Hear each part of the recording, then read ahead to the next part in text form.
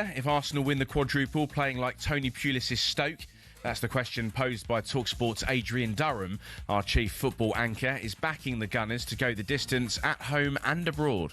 We know that Arsenal in any game can win it over 90 minutes. Doesn't matter who the opposition is. So, yeah, I do see Arsenal winning the Champions League this season. And actually, I'm with you. I'm bored of the debate about how Arsenal play. They don't care. Let them get on with it. Let them win as many trophies as they want. On to tonight's action. Newcastle's pace could be the difference in Barcelona. That, according to a former Toon midfielder, John Joe Shelvey, has told talkSPORT Eddie Howe's side need to be aggressive if they're to progress. Yeah, I think it'll be a great game to watch for a neutral. I think the way that they've got to go about it is being physical and as you said, using that pace and power, and hopefully they can get the win. You can hear live commentary on Barcelona and Newcastle here on talkSPORT. Kickoff is at 5:45. Later, we bring you Liverpool, Galatasaray and Spurs, a game against Atletico Madrid over on talkSPORT 2. Elsewhere today, League One strugglers Rotherham have sacked their manager Matt Hamshaw. International League South, where Andy Carroll takes interim charge of Dagenham and Redbridge. That follows the dismissal of Lee Bradbury. And Argentina is set to bid to host the 2035 Rugby World Cup as part of a wider South American tournament. Games would also be staged in Brazil, Chile and Uruguay. Argentina, three-time semi-finalists, are fifth in the global rankings, one place above England. There's more at talksport.com. talkSPORT News. The rollout of a meningitis B vaccine is underway for students at the University of Kent, and oil and gas prices have surged after Iran threatened to retaliate for Israeli strikes on the world's largest natural gas field. There's more from Emma at 5:30. talkSPORT weather with QuickFit. Saw your new tyres this spring at a time that suits you best, from the comfort of your home or work 7 days a week with our mobile tyre fitting service. Conditions apply. Warm sunshine for most of us for what's left of the afternoon, cloudier in the northwest.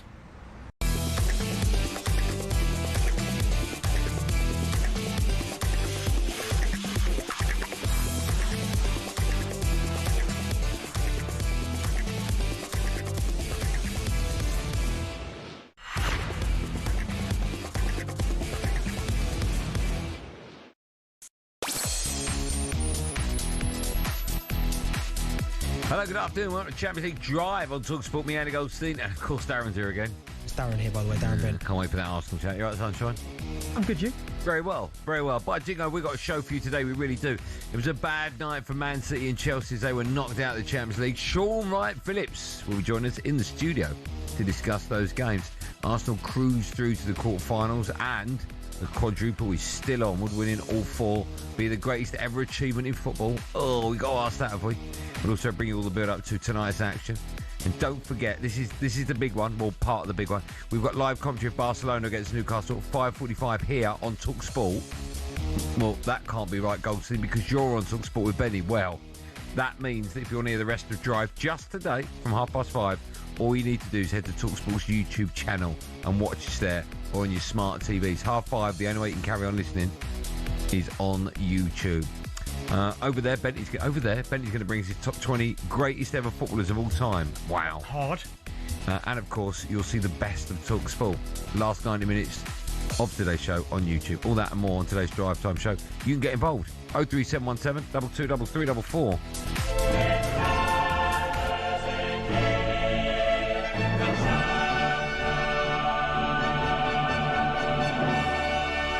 Yes, good afternoon, everyone. Before we move on with today's show, just a quick word about, if you're listening to talkSPORT 10 minutes ago, you'd have heard Danny Kelly reveal that he's got cancer and he's going to take a few weeks, maybe a couple of months off and get well, get better. We hope, fingers crossed.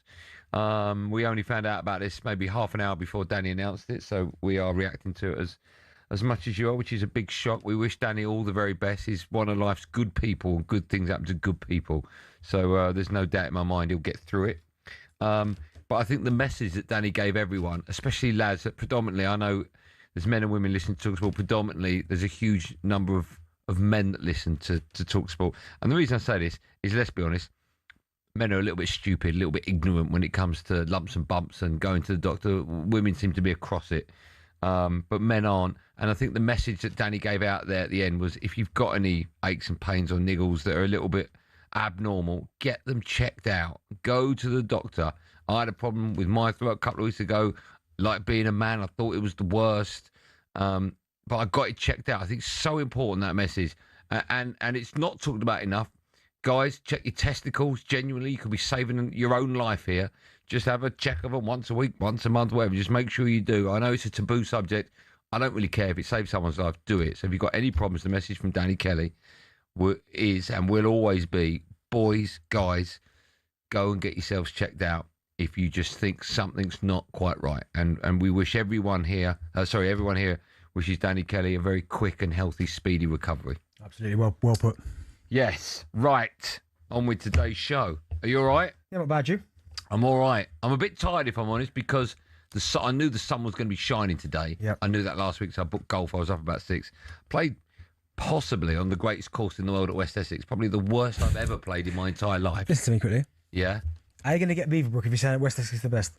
You got to, hey. Well, I'm not a member of Beaverbrook. Yeah, but you're saying it's the best ever. At the moment, West Essex is the best club in the world. Okay. But I was first line good, back 9. I got tired. I was just awful. Just awful.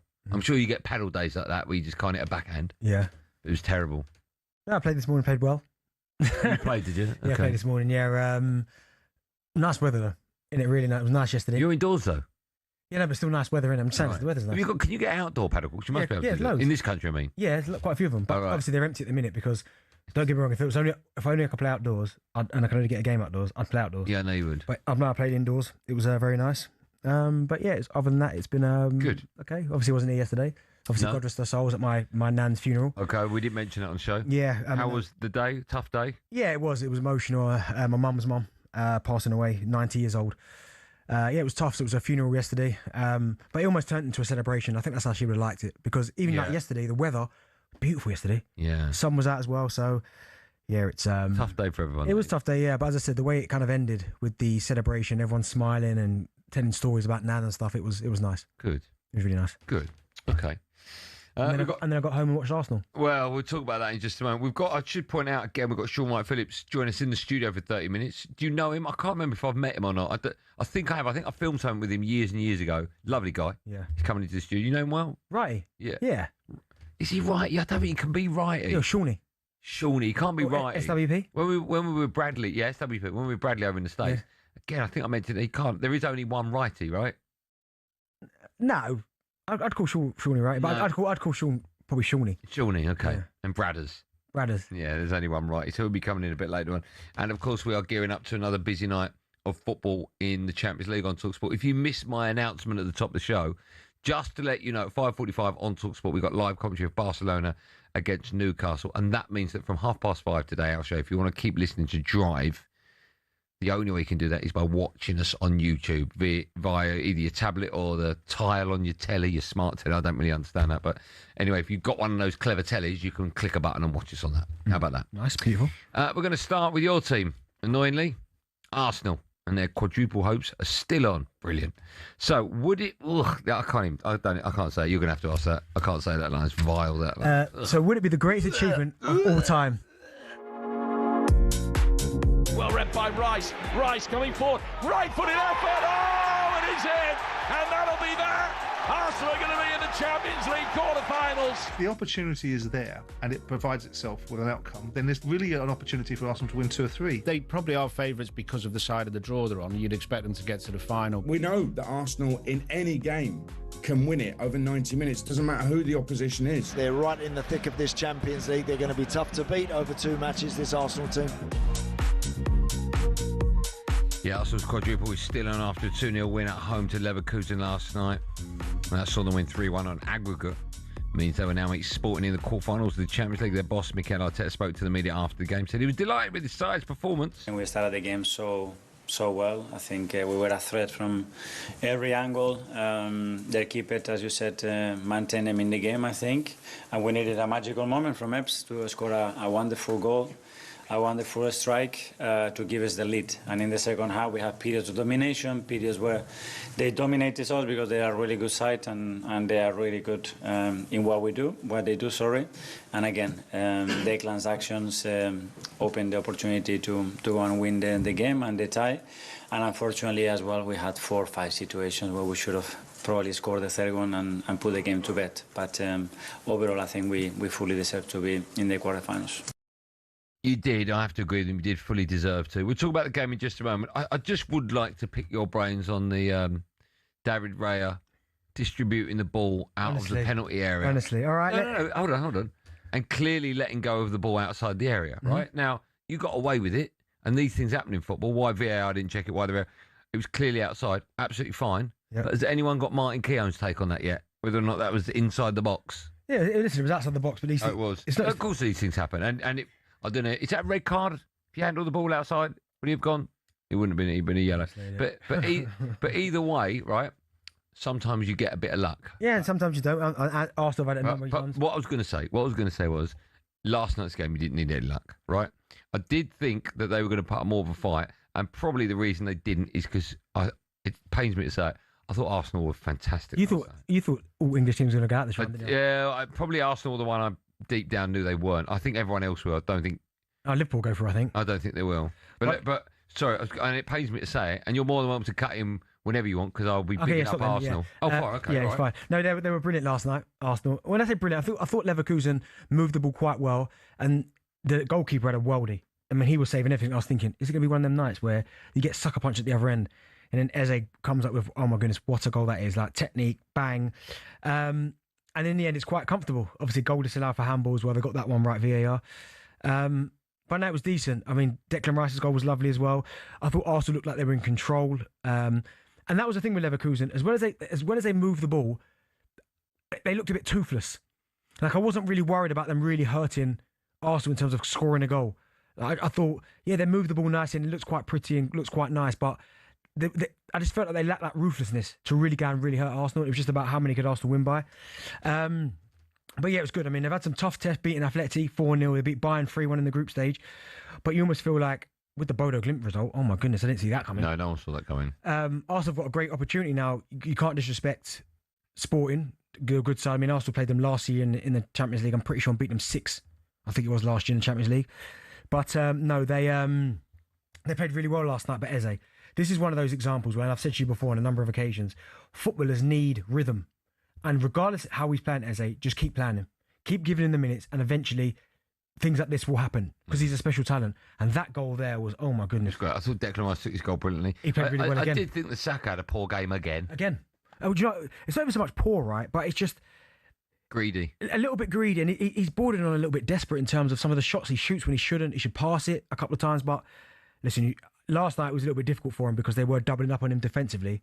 But for Arsenal, I just thought it was, I'm not going to go over the top and say, oh my God, they were outstanding. They just did enough to win the game. And then you move on to the game on Sunday. You can have your say on that. I would even ask Bentley whether or not he thinks the quadruple is, well, it's definitely on. Would it be the biggest achievement of all time in football? I mean, if he does that, then no other manager ever in this country's ever done that. Yeah. But I can see you doing it. No. I can. Do you know why? Because where are you going to fall down? My only thing is, right, I look at Liverpool's team that had the chance, and remember their squad. They had some serious players, right? I think you've got a better squad. Oh, that Liverpool team was like... Squad, not 11. I get that, but it obviously takes a lot out of you. Now, you need a bit of luck. You need injuries to go on your way, and hopefully that is the case. But I think the FA Cup's the hardest one for you to win. I'd be... As long as I get one big one... Oh, you will. Then I'm happy. Well, listen, of course I'd like to have the quadruple, but as long as Arsenal win one big one, and I'm talking about not just the League Cup, like League or Champions League. Yeah, bigger, yeah. Then I'm happy. I'm happy. You can have your say on the quadruple. Would it be the greatest achievement of all time? 03717223344. Busy show. We'll have team news ahead of all of tonight's football. And of course, as I mentioned earlier on, from 5:30, the only way you can carry on listening to us on Drive is by watching us or listening on YouTube only from 5:30, because we have live commentary on talkSPORT at Newcastle there away at Camp Nou up against Barcelona. When we come back, Shaun Wright-Phillips will be with us live on Drive in the studio.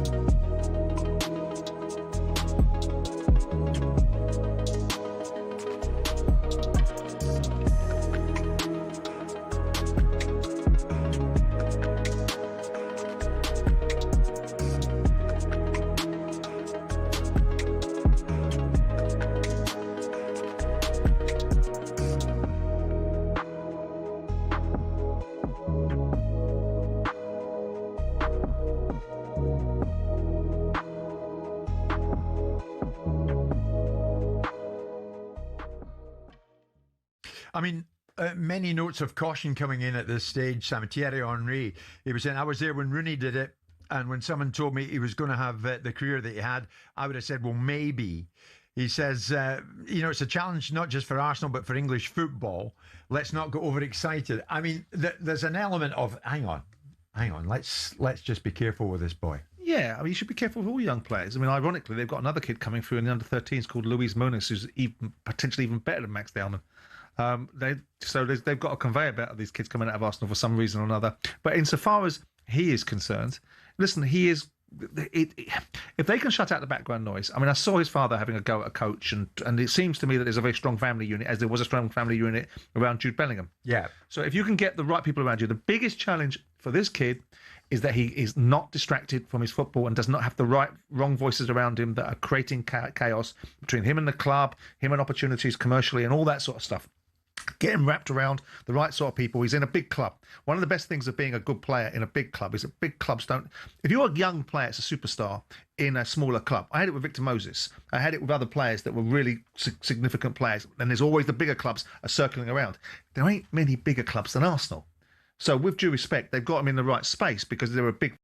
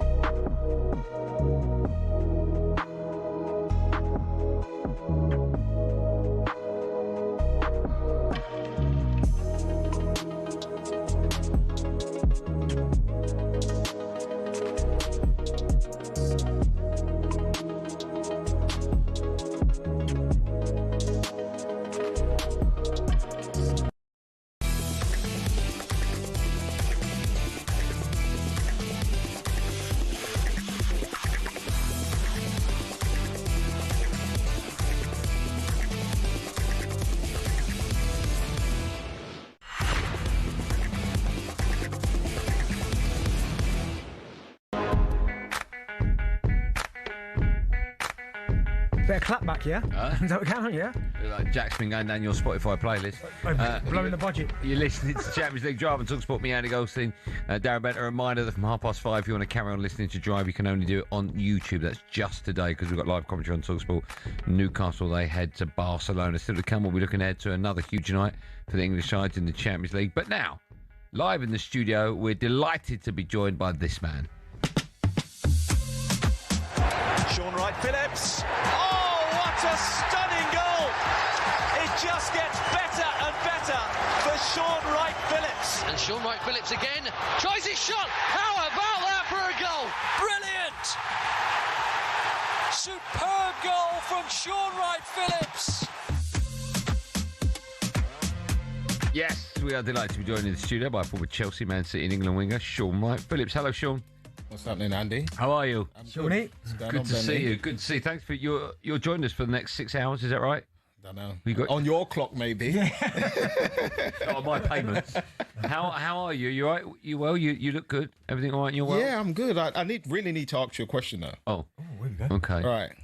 Just with Jason Cundy. Okay. I need to know why you said on air that he died. Oh wow. Okay. Jeez, that is unbelievable, Shawnee. I need to know, like, because he told me downstairs, and I'm intrigued. Has Righty asked you to? No, he hasn't. Okay. Why did I say it? Well, that was a long time ago. I'd only just started broadcasting, and I wasn't aware that people don't listen to the radio non-stop for like 3 hours. Yeah. And they dip in and out, and they hear bits like you might have it in the cab, and I wasn't aware that went on. So I thought that if I said something a little bit naughty and then straight after went, it's a joke, people would hear me say it's a joke. But of course, that's not how it worked. And I said it because I was meant to be doing a show with him and he was late. or I don't think he was even turning up. So as a joke, I said, sadly, Jason won't be here because I won't say it again in case the same thing happens where people dip in and out. But yeah, in answer to your question, for comedy reasons only. Okay. You got told off, huh? Yeah. Did you? Yeah. Do you want to know how bad it got? We shouldn't laugh at this. Can I tell you? It's so bad. I learned from my mistakes. But how deep can we go? I didn't realise that Jason had just got over testicular cancer at the time. He didn't tell me that part, Dan. Okay, right. So I didn't know that at the time. And so his mum woke up to Oh, no. a barrage of phone That's calls. what he was saying. Yeah. Yeah, saying, I can't believe Jason. She's like, I only spoke to him yesterday. What? So, I mean, I'm going red now talking about it because I felt so terrible about it. Sorry, my bad. No. That is unbelievable. Sean's got to... Sure, there's nothing you can say that would embarrass me, right? Yeah. But I tell you what, my favourite part, the then director of programmes at talkSPORT, because I'd only been about 6 months, phoned me up and said, I got the board saying, are you going to sack him? What should I tell him? And I went, say no. Like, carry on working. But I learned from, I sort of learned from my mistake. How are you? I'm good. I'm good. Thanks for coming on our show. You look really well. We've got lots to talk to you about. We've got to cram it all into the next, I think, 30 minutes. So we'll start by talking about a couple of your former sides. We'll start with Chelsea. Yeah. It was a bad night for both of them, actually. Knocked out the Champions League 8-2 against PSG over the 2 games on aggregate. Are you surprised just where Chelsea are right now, considering where they used to be not too long ago? It wasn't that long ago they were champions of Europe. I wouldn't necessarily say I'm surprised. That's literally no disrespect to the manager or the players. I think if you go over the last few years, the comments and consistency around certain signings and transfers they need to make have always been the same. It's always been about a goalkeeper and it's always been about a centre-back and a number 9. They got the number 9. That centre-back area is still an issue. As good as they may be, but when you're going to the realms of like the Champions League and you're playing against teams like PSG, you need defenders to be on it at all time, and they play out from the back. I wouldn't necessarily say both of those 2 centre-backs are brilliant at playing out from the back, and that's no offence to them. Some players just play a different style of football and are being taught to play another style of football that may not suit their game. And I just don't feel like it working. I feel like they need to change that part, and I always have done for the last 2 or 3 years. Well, right. It was a time where Chelsea would sign ready-made players like yourself, like Damien Duff, and it was almost like, right, we're buying new players to win the league. Do you think they're going to have to change their model at some point? If they want to compete in Europe, as you said, go back to winning the Premier League and being the powerhouse they were, are they going to have to come away from this buy young and buy cheap and sell for a profit? I wouldn't say come away from it. I would say at some point you need to look and see that you need an element of experience within that team. Because if you look, say, from the midfield forward, you wouldn't really talk like that. It's only when you get into the defensive areas, because I think João Pedro's an unbelievable striker. Like, he can make stuff happen. I agree. Out of nothing. You got, for me, a great midfield. The fullbacks, Cucurella and James, if James stays fit, I think are unbelievable fullback. So that I wouldn't say they're necessarily missing too much, to be honest with you. Are they missing a great manager? I think it's unfair to say. I think he's come in now. I think we have to give him a bit more time. Of course, people are going to say he's out of his depth. It's normal for that to happen because he's come from Strasbourg to Chelsea. Yeah. And at Chelsea, you're demanded to win stuff. So the pressure's on straight away there. But I think you have to give him time and let him grow into it. I think so far he's lost to Arsenal and PSG. Yeah. Well, 6 currently in the Premier League, and they're out of the Champions League. The 2 teams that they've lost to, anybody in the world can lose to. Yeah. So give him a little bit of credit. No, I agree with you. But as you quite rightly said, there's so much pressure when you become any manager, more so when it's a club like Chelsea where the expectation levels are so high. Do you think if they finish the season outside Champions League places, he'll get the sack? With that regime, maybe. But he signed a 5-7 year deal? It's going to be a little bit crazy to sack him, especially without giving him a summer pre-season with them to try and install the way he wants things done. Because you can see with elements of certain ways they play, they can cause other teams problems. We saw them against City in the second half. They caused City a lot of problems to draw that game. So they do have the capabilities, and he definitely has the capability. Otherwise, City would have run all over him that game, and they didn't. He got him in at half-time. Whatever he said worked. So they're clearly listening to him. When you look at Chelsea, of course, they've got a number of good players, but someone who, certainly since he got to Chelsea, has been that difference has been Cole Palmer. This season, not quite been himself. I know he's had injuries, but still his performances haven't been to the level we'd expect. What do you think's going on there? And also, do you think he can get them back to where you expect Chelsea to be? And you would have seen him at City, right? He's an unbelievable talent. Yeah. And he's a person why a lot of people watch football. Just the way he expresses himself, the way he plays, the things he does.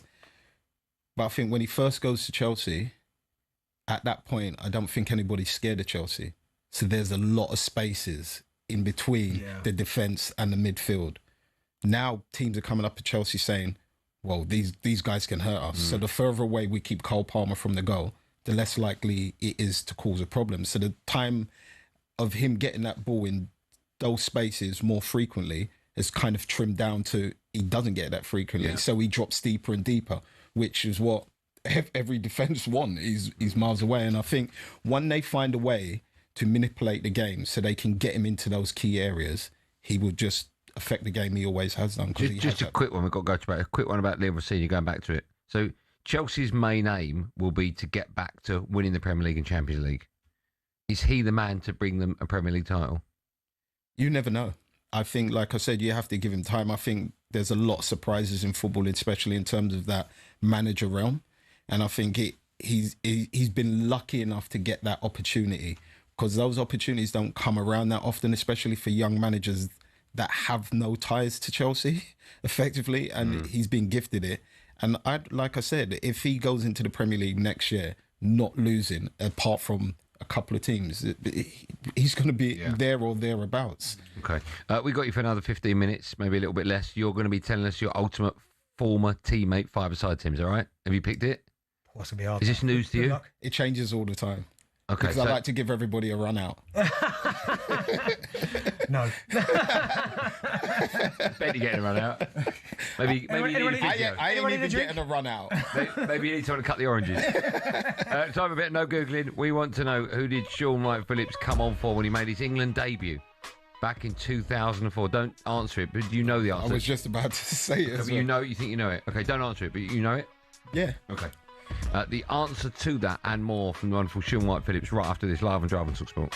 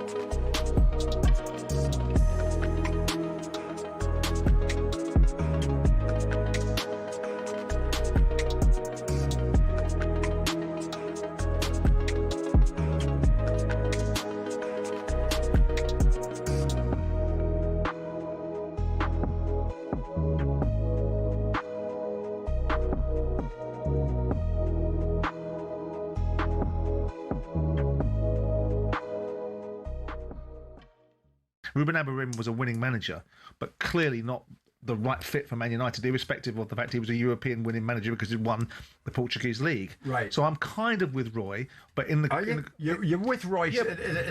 I mean, he's not doing anything to rule himself out of contention. No, I know, but also what Roy's picture is trying to extrapolate it. And I know there's a lot of cachet around Steve Holland and so on and so forth, but he was part of the England setup that flattered to deceive, that didn't win anything when they could have done. So whilst he might be an excellent coach, we're still looking at a bunch of people, with respect of being Michael Carrick being an elite footballer, that, as from a management point of view, have got what on their resume?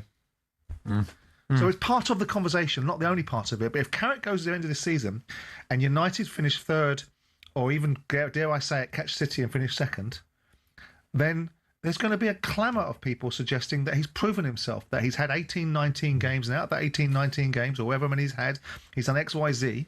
I mean, they are far better for him being there, but that's because common sense has prevailed. You haven't got a manager that seems to want to riddle himself into cul-de-sacs and play a group of players that can't play the way he wants them to play. You've got a manager that's ultimately under no real pressure, because everyone thinks that United were... The pressure will come now. Now United are third.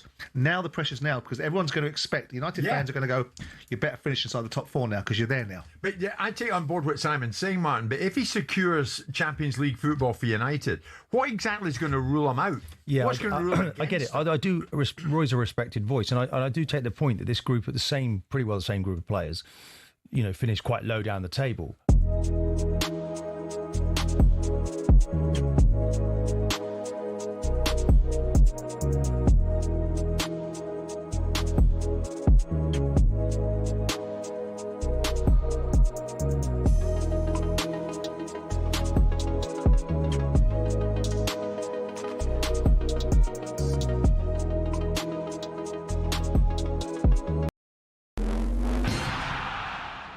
Premier League teams have got a load of crazy nicknames. Ever wondered where they came from? Some are pretty straightforward. Arsenal are the Gunners because they were founded by a group of munitions workers, and Bournemouth are the Cherries because their old stadium was built right next to a cherry orchard. Then there's Everton. They're dubbed the Toffees, but why? Well, because when the club was formed, just down the road there were 2 local toffee shops. Ipswich Town nicked their nickname off their opponents in the late 90s, Birmingham. The term Tractor Boys was chanted as a way to tease the team about their farming background, but they started using it themselves as a way to cheer on the team in victory instead. Take that, Birmingham.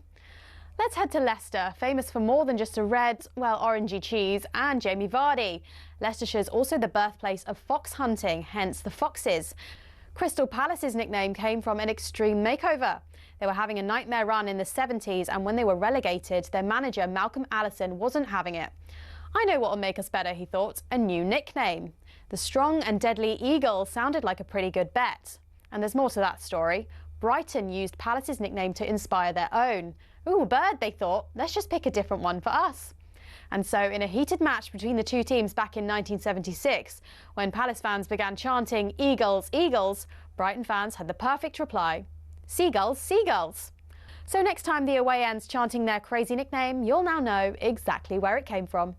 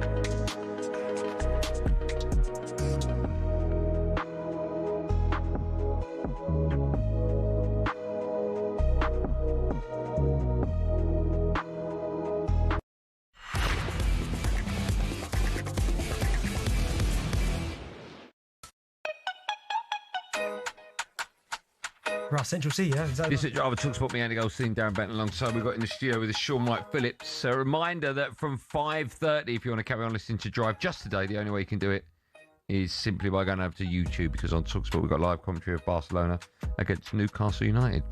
Before the break, I asked the question, when Shaun Wright-Phillips made his debut for England, who did he come on for?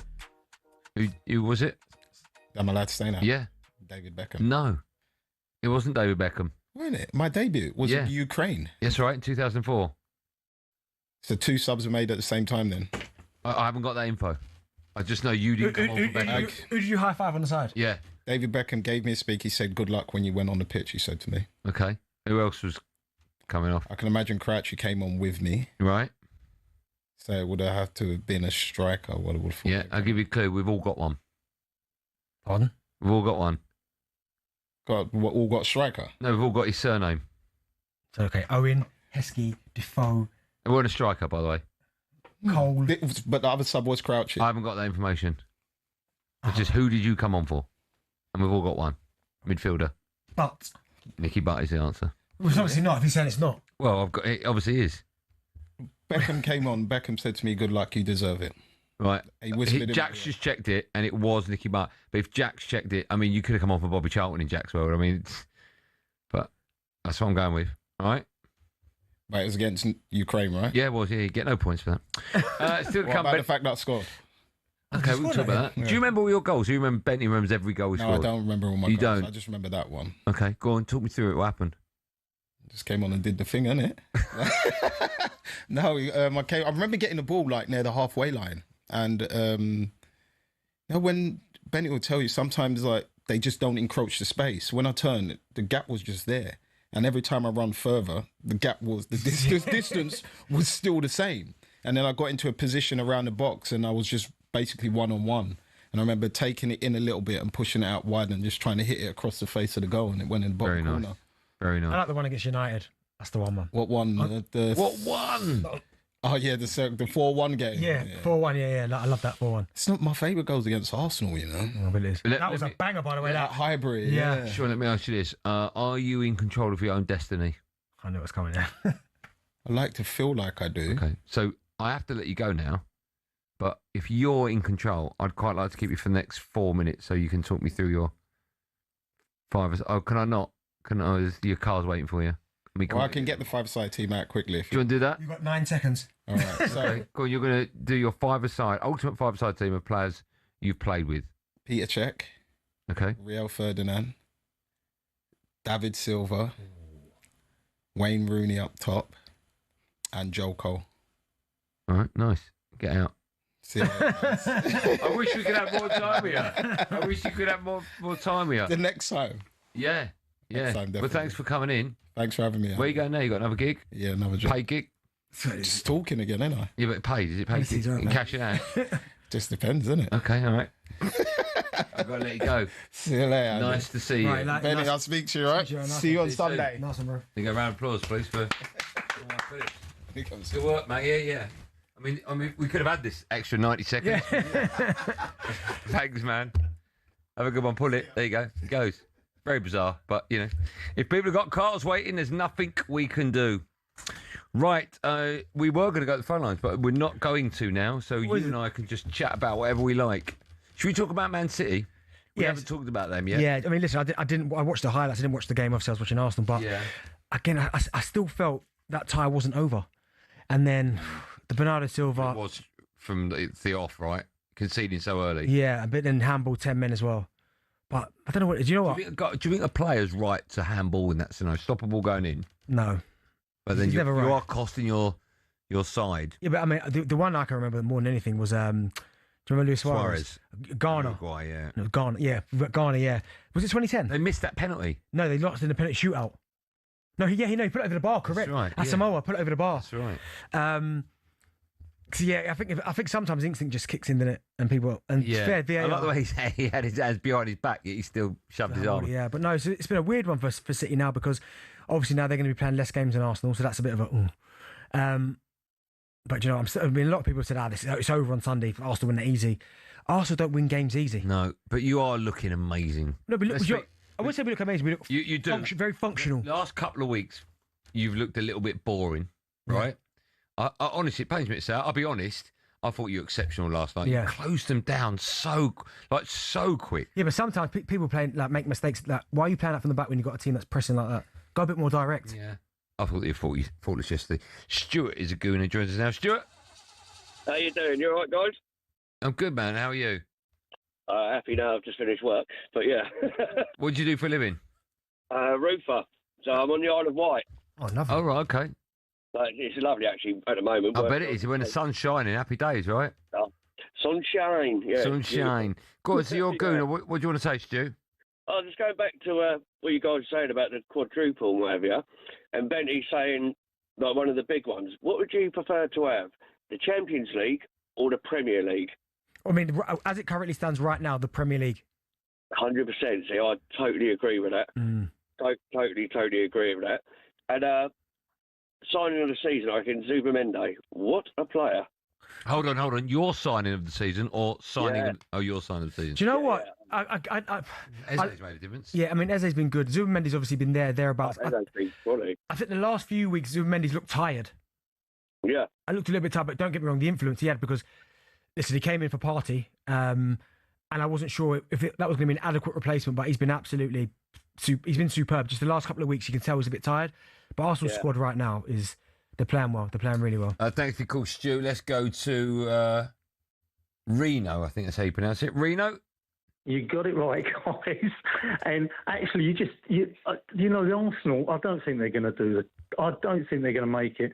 Look, I'm a season ticket holder years, but I think they're just going to fall short. The title is what we want, and I think we'll win the Carabao Cup. But we are looking a bit tired. And you look at Timber's got injured, Mendes getting tired, Trossard's getting tired, and I think really, to be honest, we've just got to make sure the title's in the bag. That's all. I think you have. But I do. When football fans and even managers say players are getting tired, I just can't buy into that. No, trust me, it's true. It's a thing. I've been there. Well, they're 20-year-old athletes and they're getting tired. Man, I'm telling you now. Certainly early on. I'm getting tired of them saying it. But honestly, like when I was younger, when I was obviously fit as a fiddle, playing the championship, I swear, Andy, that's a slog, man. That was a slog. It's hard work, that championship. Saturday, Tuesday. Sometimes Saturday, Tuesdays, Friday. Twice a week. How'd you cope? No, that's just 3 times a week. It's not Saturday, Tuesday. Well, Saturday, Tuesday, and sometimes Saturday. That's 1 week, Saturday to Saturday, no? No, the second Saturday's in the start of the new week. You think? That's still 7 days. So 3 games in 7 days. Yeah, okay. But then the following week, you've only got 1 because you've just used the Saturday in that week. So you've got Tuesday and then Saturday again, so it's another 2. Yeah. Honestly, it's a slog. No, but you can't be tired. You would be tired. You would. I don't buy that as an excuse, all right? I'm sorry. Well, no, it isn't. If you're 25 years old and you're an athlete and you're playing 90 minutes... don't get tired. They do, Bentley, but come on. The recovery sessions you doesn't matter, because as much as you want, you're still stiff. You're still sore. Earning all that money must be terrible. What has that got to do with anything? It must be really hard. What's it? Because you've got money, you're not tired. What are you tired? You go back home, you got a chef. No, you haven't got a chef. You still so you can't be tired. Did you have a chef? Yeah, but that's different. Can you be tired? I don't think you can. Your body's sore. I don't think you can, mate. Body's sore. See, hold on. So just explain to everyone. So you come off the field, right, and you got physios and masseuses waiting for you. Yep, correct. Right? So you have a massage. No, listen, you have the best of the best in anything. Right. But you still get tired. You got the best food. Yeah. And then you're driving home in your Lambo or your Ferrari, so you've got the greatest car driving. Okay, but what does that mean? It's easier to drive a luxury car than it is a Fiesta. If you're driving an automatic Fiesta or an automatic Mercedes, they do the same thing. No, totally different. No, it's not. It just looks better. No, it's totally different. Automatic are the same in any car. But don't hear Ferrari or Range Rover say that. That's fine. The journey home in a Range Rover is much more comfortable than a Fiesta. My point is, you still get tired. Footballers still get tired. How many times have we looked at Harry Kane and gone, he's got knackered him? He's 34, the geezer. It wasn't 5 years ago when we were talking about it. Or every tournament there's been... I don't know. I don't buy into that. They get tired, mate. You like robots. I think that's terrible to say that. No, it's not. Because it's a thing. It's an actual Okay, thing. when did the tiredness start in a season? When does it start? What month? I'd say like the second half of the season. When if you're still in all after Christmas. Yeah. Because all of a sudden you stop training. It's just games. Just trying to get through them. Games. Well, Arsenal aren't training anymore. It depends. Like, so they were trained. They played yesterday, right? Yeah. So today they'll probably be off. So what's today? Wednesday. Yeah. Thursday, they might have a little light session. Or what's a light session? An hour? Yeah, or the ones who didn't play will train properly. Yeah. Then they might Friday tactical work. Saturday. So you got an hour? Yeah. Going for work for an hour to kick a ball about, right? Yeah, go on. Friday, what are they doing? Training properly. Yeah. Saturday. What's training properly? How long's that? Time's irrelevant. And then after that, it's... yeah, exactly. No, Saturday's... Really tough. No, Saturday would be... a little bit more tactical work, and then Sunday, away you go. Final. Yeah. Do you get tired doing the show? Never. No. No, I get tired of... I get sick and tired. I get tired of your lip. Yeah. Which I'm going to knock off. You carry on. Knock my lip off? Yep. A reminder that 5:30 our show will only... Someone's made a good point. And look, Mark Jackson, look, Goldstein whinging about being tired this morning after a stroll around the golf course. The audacity. He's not wrong. No. Hold on. But I would never say... What's his name?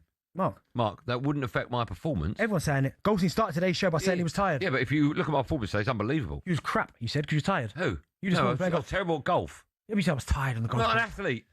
You claim to be. I'm not a pro athlete. You claim to be. If I was a pro golfer and I come and go, I'm tired, then that's different. Everyone's here. Yeah, everyone's wrong. Fatigue, stress fractures all accumulate after a period of time. Exactly. Stress factor. Doctor, who's that? Dr. Smith. Dr. Smith. Yeah. Okay, right. Finished? Yeah. Honestly, are they tired of texting? I absolutely love. I don't buy it. Well, they're saying, listen, you start about whinging. Okay, here's the thing. When you say things like they're tired, right? 2 matches in 4 days. Tennis players play for 4 hours, 5 hours. Yep. Then they win their game. They go home. They sleep. They wake up. They play another 4 hours. And they're probably tired. They get through it. And so footballers don't. I've never heard a tennis player moan that I'm tired. Oh, I have. I haven't. Thank you, Jack. They all do. Thank you. Oh, that's your evidence, is it? They all do. From Jack, who 5 minutes ago was playing a car starting up for no reason. trust anything. Honestly, you're one of those typical fans that because it's money, because they've got money, they can't feel anything. No, you're one of those typical ex-footballers that always defends the footballer. No, because I've been this. I know I'm tired. Tired? You tired now? £250 a week. You can't be tired, you. Yeah, you're right. You're not allowed to be tired. Yeah, 100% right. See, that's why no footballers want to come on the show. What? Well, we just had one there. Retired he's now. And that's why I only got it for 13 minutes.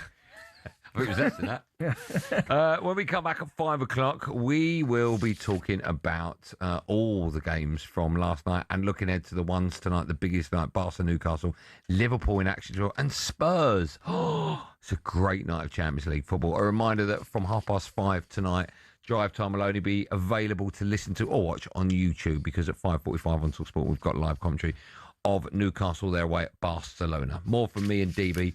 A tired Darren Bent, of course, he's an athlete, right after this live drive on talkSPORT.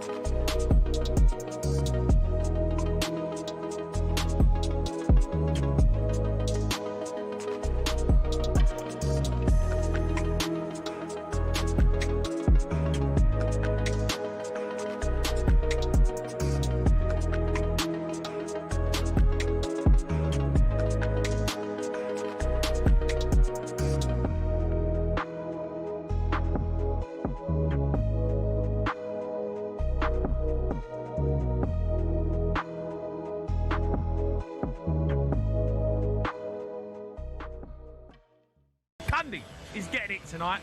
A shocking week for the Chelsea. What do you mean? Pumped. They got slapped by PSG. What do you mean? Got slapped by Newcastle. And then got slapped with a transfer ban. What do you mean? It's been a slapping week. Slap, slap, slap, slap, slap. Chelsea, slap.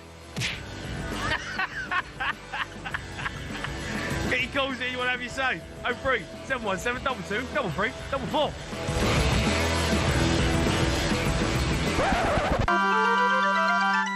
Do you know what's amazing? Before the game, it wasn't me. We had a meeting with the referee. My assistant goes in. The first thing he talks about is our huddle. Chelsea 0, Newcastle 1. It's just one straight long pass through the middle. It really is awful defending from Chelsea. And when Murphy lays the ball off, there is Anthony Gordon literally to walk the ball home. My players made a decision that they wanted to be around the ball, to respect the ball. What signs have you seen? I've seen signs. What signs? Encouraging signs.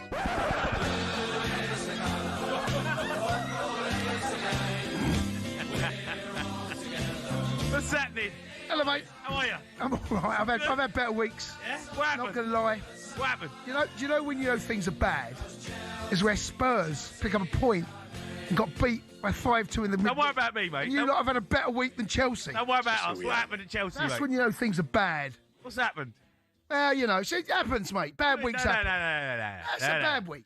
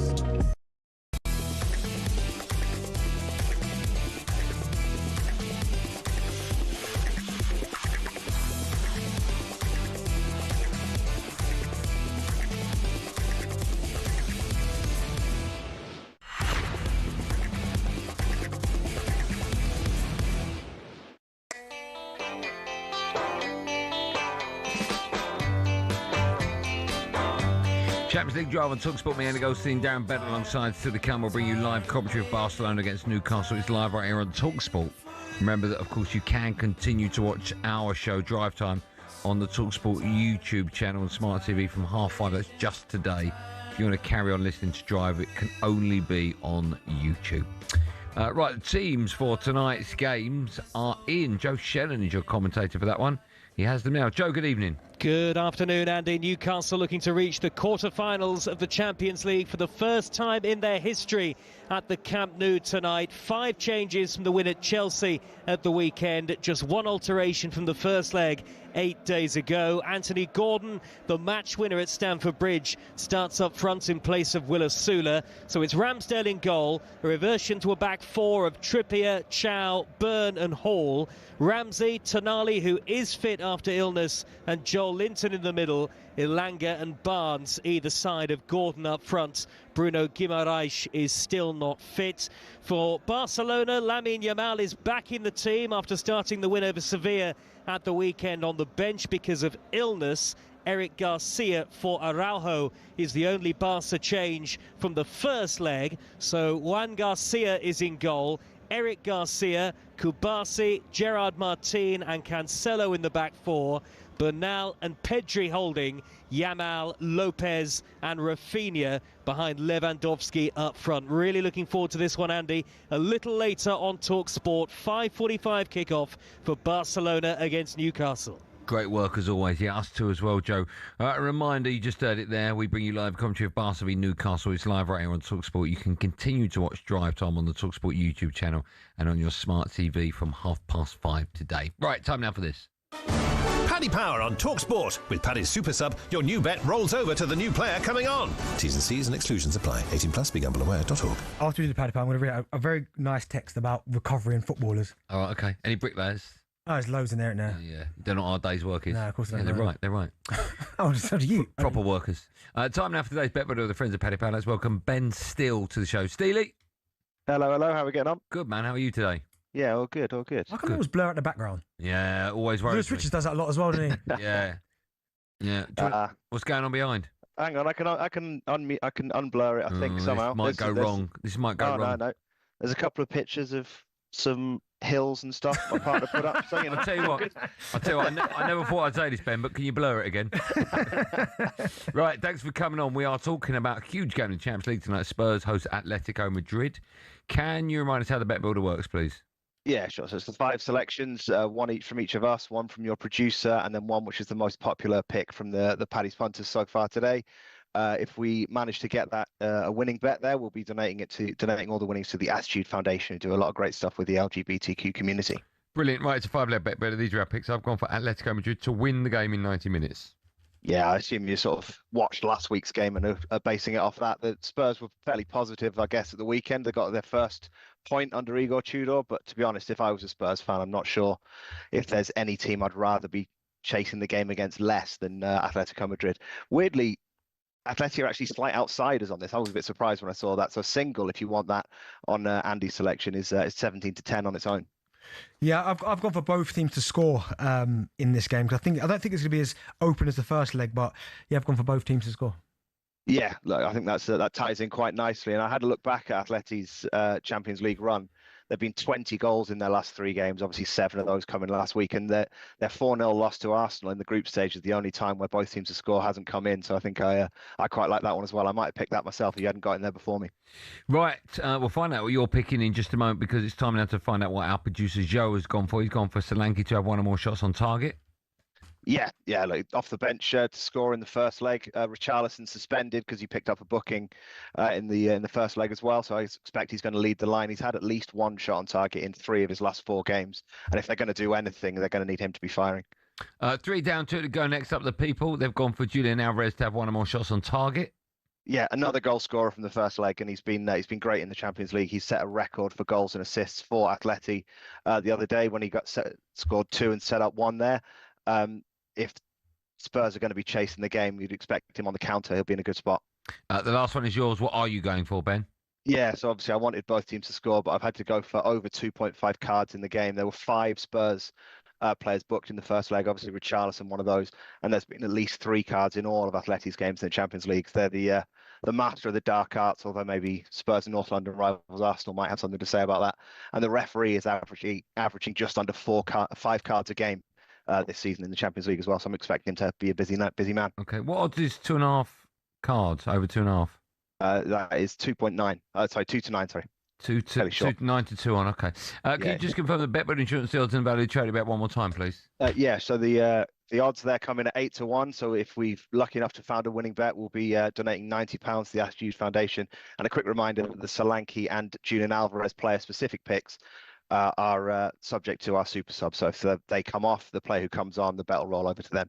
Ben, always a pleasure. Thanks for coming. You can blur. Have a good one. Blur now if you want. Go blurred. We'll speak to you in a bit. Thanks, Cheers. man. Have a good one. Cheers. There you go. The wonderful Ben Still. Good work as always. That's Paddy Power's Bet Builder for today. Minimum 125. Plug 80 plus begambleaware.org. Paddy Power on talkSPORT. With Paddy's Super Sub, your new bet rolls over to the new player coming on. T's and C's and exclusions apply. 18 plus begambleaware.org. Very kind doctor has messaged me. High level. Don't worry about his name. High level. I'm Physio fella. Yep. As right, ready? Don't do that. Don't do what? Right. Elite footballers are working at maximum, so they will be Have you fatigued got violin music? by end of the game. Violin, Otherwise, Jack. they're Violin. not working hard enough. Yeah, yeah. In the Premier League, they're doing repeat sprints and running up to 11 to 12 repeat kilometres sprints, not per just one. games. Yeah. If you have one game a week, you have enough time to recover as soon as tissue can take 72 hours to fully recover. So if you have 3 games in 7 days, then tissues may not be fully recovered and also have increased risk of injuries. Also, players get knocks, which means takes longer to recover and have to compensate with your movement, so you get fatigued quicker. I'll tell you what. Doing this continuously over a season means it's not getting the time to fully recover, and constant stress from training playing affects both physically and mentally. That's a text. Someone sent you that as a text. Thank you, Jack. I know you don't agree with violin. Let me tell you now. He's going to be tired sending messages like that. I love it. No. I like nothing better to do. I need to be thorough and thorough. Thanks, Jack. Jeez. Fatigue. Do you know what I'd like? If talkSPORT can do it, do you know what I'd like? Continued sprints. No. Do you know what I'd like to happen? Yeah. Just for... You're going to make a fool of yourself here. You're going to say something. No, I'm not. Just for talkSPORT and our listener. Yeah. I would like you and me, I'd do it here, to do a pre-season week at a football club. But here's my point.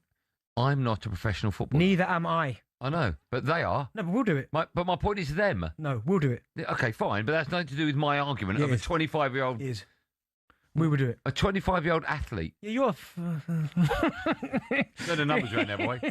When we come back, we're looking into a busy night of football. Barca, Newcastle, Liverpool, Galatasaray and Spurs, Atletico Madrid. A reminder from 5:30 onwards, the only way you can listen to Drive is on YouTube.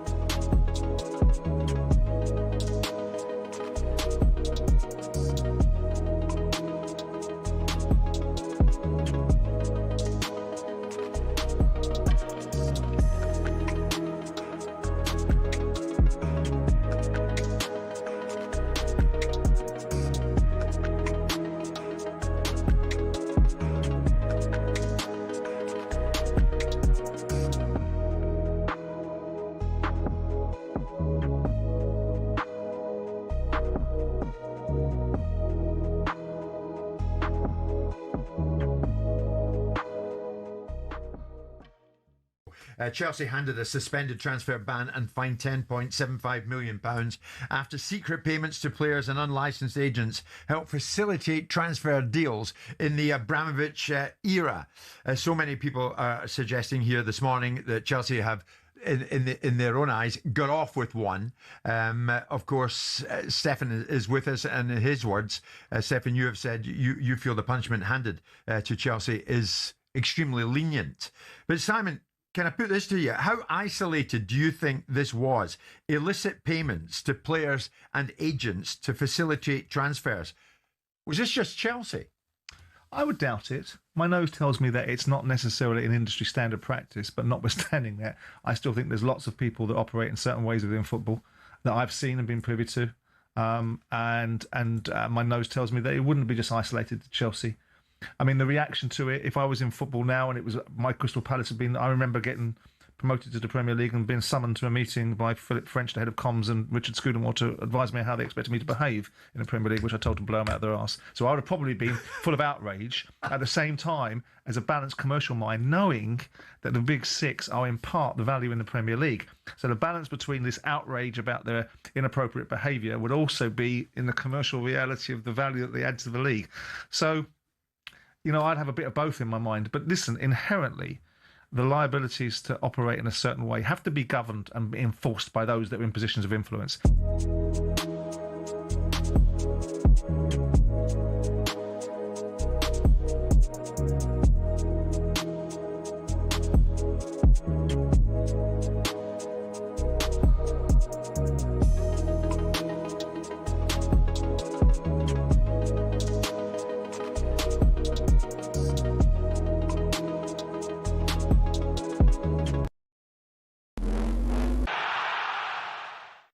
We're told the quadruple could be on for Arsenal and the fans won't be bothered by questions over their playing style. talkSPORT's chief football anchor Adrian Durham says the Gunners needn't worry about how they get over the line. Yeah, I think they could win all four. That's because they are effectively getting the job done. Nobody cares.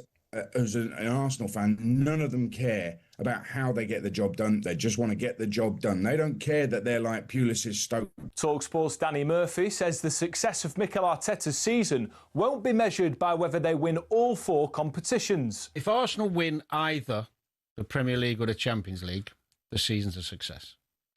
Yeah. They don't have to win both. I know there's a narrative saying they should and they've got the squad and they've spent in, they're playing well. Yeah.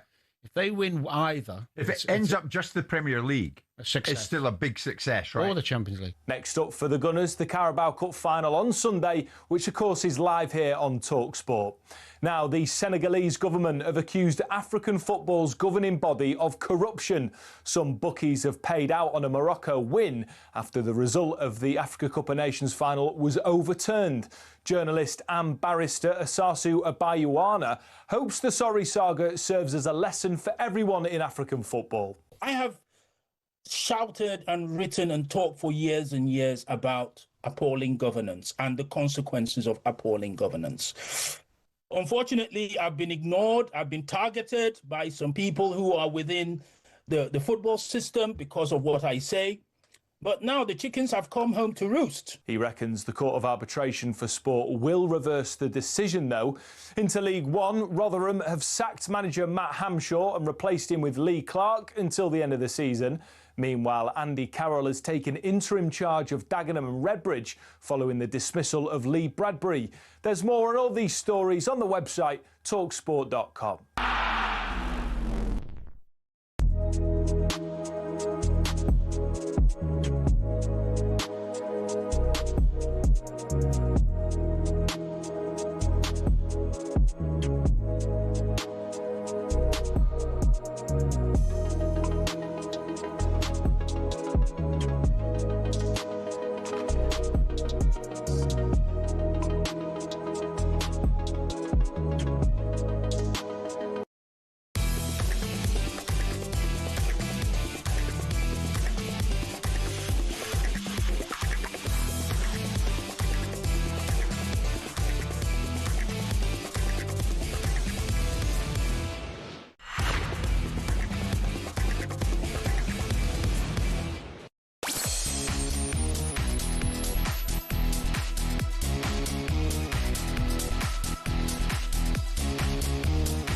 Well, Matt, to our number 2 Champions League drive and talkSPORT, me Andy Goldstein Bentley.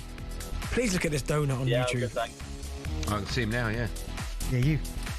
Still to come, Bentley's going to be named his top 20 players of all time. That's so hard, because listen, so a bit of context. Actually, I'll give the context later. All right, a reminder, excuse me, if you want to watch that or listen to it, just for today, the only way you can do that is by watching YouTube or your smart TV from 5:30, because Drive comes off air at 5:30 but continues on YouTube at 5:30. Right, time now to preview tonight's European football action with our friends at Enterprise Rent a Car. European football preview on talkSPORT with Enterprise Rent a Car.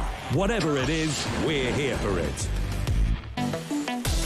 And a goal at St James's Park. Newcastle 1, Barcelona 0, and it's Harvey Barnes. It shows their quality. If you switch off for a second, they will punish you. Heartbreak for Newcastle here at St James's Park. Lamine Yamal with the penalty. It would be a brave man that wrote Newcastle out of that tie. It ends all square heading to Spain next Wednesday. It was Newcastle 1, Barcelona 1. When you're in the Champions League, you have to prioritise that. It's not looking likely that Newcastle are playing well enough to reach the top 5 in the Premier League. No. Yeah, I think we have to believe we're very much in the tie. And he's squared it to Anthony Gordon, and it's 2-0 Newcastle. The question is, if the game does go on tighter, longer, can Eddie Howe make the right changes to allow them to break through Barcelona? Great night of football, great night of football. Follow us at 5:30. Adrian Durham hosts live commentary of Barcelona against Newcastle in the Champions League. Of course, it's 1-1 from the first leg. And a reminder that 5:30, you can still watch me and Bentley on Drive. We can only be on YouTube and your smart TV. That's just for today. Newcastle boss Eddie Howe has been speaking to the media ahead of the game. He said they'll need to be at their best to get through the tie. We've got to put all of our bits together tomorrow to be in with the chance of progressing. So that includes our technical game. That includes, obviously, the speed, physicality that's been mentioned. But the details, I think the details of this game are going to be important, dealing with their strengths and also trying to produce our best moments, which I think when you consider the 2 games we've had against Barcelona, I think we've had some really good passages of play, some really good opportunities to score. So I think we've so far produced 2 really good games against them, but we haven't beaten them, so that's the challenge. Look, the sensible money suggests that Barcelona are going through. Right? Yeah. But of course, the tie was incredibly tight. In fact, Newcastle had lots of chances to take a great lead to the Nou Camp. They didn't take them. I wonder how much that could come back to bite them on the backside. Well, it's always the case in certain games. And I can remember, do you remember when it was Barca against, was it Barca or was it PSG? Against Liverpool? Was it Liverpool? Liverpool had that great comeback against Barca. Right. At Anfield. It was 4. Right, they beat them 4-0, didn't they, right? But Barca won in the first leg 3-0. But there was always that chance at the end. Do you remember in the first leg where, was it Dembele went through? Clean through and the goalkeeper. And he tried to be too clever. Yeah. And I remember thinking, 4-0 going to Anfield, that would, I just think that would never happen. Yeah. 3-0, I thought, I wonder if they're going to rue that. And I wonder if Newcastle in the same situation, because even though it's only 1-1, they missed that many chances that I don't expect Barca to be that bad at home. No, I agree with you. So, but for Newcastle, it's a great opportunity. I mean, you've given yourself an opportunity, and that's all you can do. Give yourself a good opportunity to get through the tie. They kept the first leg relatively tight. They're going to have to probably withstand a lot of pressure this evening. Are they your side of the draw? Nope. They're not, are they? Yeah, they are. They are, yeah. They are, right? So you've got Tottenham, Atletico, Newcastle, Barca. It was Bodo, Glimt, and Sporting. Yeah, that's right. And us, yeah. Yeah, they are. But no, for all they can do is stay tight in the game, stay compact, because effectively the away goal obviously means nothing now. So that's right. So they can just sit there, because Barca being at home and the way that Barca are, I don't think patience is their best quality. No. When they're at home, they're expected to win. Yeah. You keep it tight, and all of a sudden they start to open up. You start to get more and more chances. They're fascinating. So it's a big old pitch as well. How big an achievement would it be for Eddie Howe to win tonight? Yeah, huge. Going to Barca and winning, absolutely massive. Because let's be honest with Newcastle. In terms of their season, I wouldn't say that they've been breathtaking. They've had obviously better seasons. They're currently 9th, which ain't too bad considering if they win the game in, and they are still on the cusp of Europe. But I know the squad's not big enough for them to maybe compete like they'd want to. But for him to go and get past Barcelona at the Nou Camp, I think would be an outstanding. And that might just not kickstart, but almost like be a nice kind of springboard to the second half of the season. Thing, I think. Yeah, I think same thing. But no, for Eddie Howe and Newcastle, they've given themselves a chance. Yeah. You look at the Chelsea result, 5-2 the first leg, no chance. Real Madrid 3-0, Man City, no chance. Too hard. This year 1-0, you go, do you know what, lads? Yeah. It's a cup final, effectively. Exactly that. Okay, what will the squad be, D? Live on talkSPORT at 5:45 tonight. Do you know, I think it's a bit of a heartbreak. No, do you know what? I don't. I think Newcastle going to win. How did you change your mind that quickly? No, because I'm thinking about it. Newcastle win this 2-1. You don't believe that? I do believe that. You don't. If Eddie Howe gets the team selection right, like he did in the first leg, where Barca's... I just can't see it, D. But Barca's high line is scary. You get Elanga running, Gordon, Barnes. They should, if they're ruthless in their finishing, they've got a chance. All right. Liverpool host Galatasaray. That's 8 o'clock tonight. It's live on talkSPORT. 1-0 down, of course, from the first leg.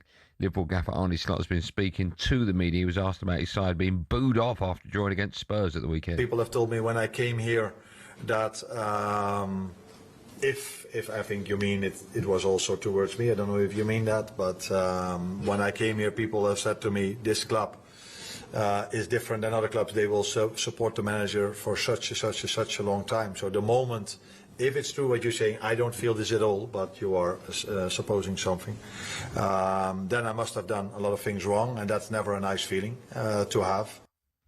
How much of a disaster would it be for Liverpool to go out tonight, D? I mean, it's gigantic, isn't it? It is, and I can't see it happening. But then again, am I thinking from the... You are, the old days. The old school days where Anfield, Fortress, Champions League night special.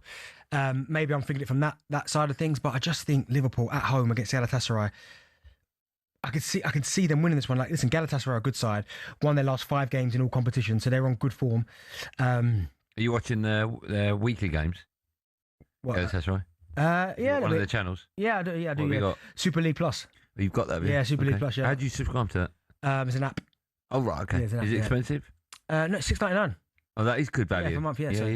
Yeah. You watch a lot of their football? Yeah, fair bit, yeah. So right. you start looking at their players. I mean, obviously the one that jumps off the page, Victor Osimhen. Yeah. Good player. They've got Mario Icardi as well. Sane's there as well. So I think if Liverpool start fast, but a lot faster than they've been starting, by the way, then they've got a chance. But do you know what? I think he's got to find a way of getting Szoboszlai in the middle of the park, man. Szoboszlai's top. I think he's just got to find a way of making them click tonight, because they have been appalled. Or just win. Yeah, I think it's such a tough game for them. Yeah. I really do, yeah. It would surprise me if they went out. I said yesterday that all English sides would go out. There was a little bit of hope because I wanted Arsenal to go out. But I can't. I honestly think you'll be the only side through. So you think Liverpool and Newcastle goes out, yeah. And Spurs, obviously. I think everyone goes out. No, Joe, I've just got a feeling that Liverpool will win this. Liverpool will win this tie. Oh, you're going mad. You've been on the booze. No, Newcastle winning, Liverpool. No, I just feel you're going to call Spurs out next? No, I'm not. Oh, okay, fine. Do you know what, though? Saying that? No, joke. What's it be? Liverpool 3-0, Liverpool. You heard it here first. Liverpool 3-0. Bang. Okay. Let's finish with Spurs. They host Atletico. It's live on talkSPORT 2 at 8 o'clock tonight. 5-2 down from the first leg. They did pick up, of course, that 1-1 draw at Anfield over the weekend. Defender Mickey van der Ven has been speaking to the media. He said he's not having the idea the players have given up. Yeah, of course, I've seen things passing by. It's not something I look at a lot, to be honest, but it's just like reporters just say some things the way just like how do you even come up with this, like players are switched off or don't care about the situation, what's happening right now. And the only thing I can say about it's not true.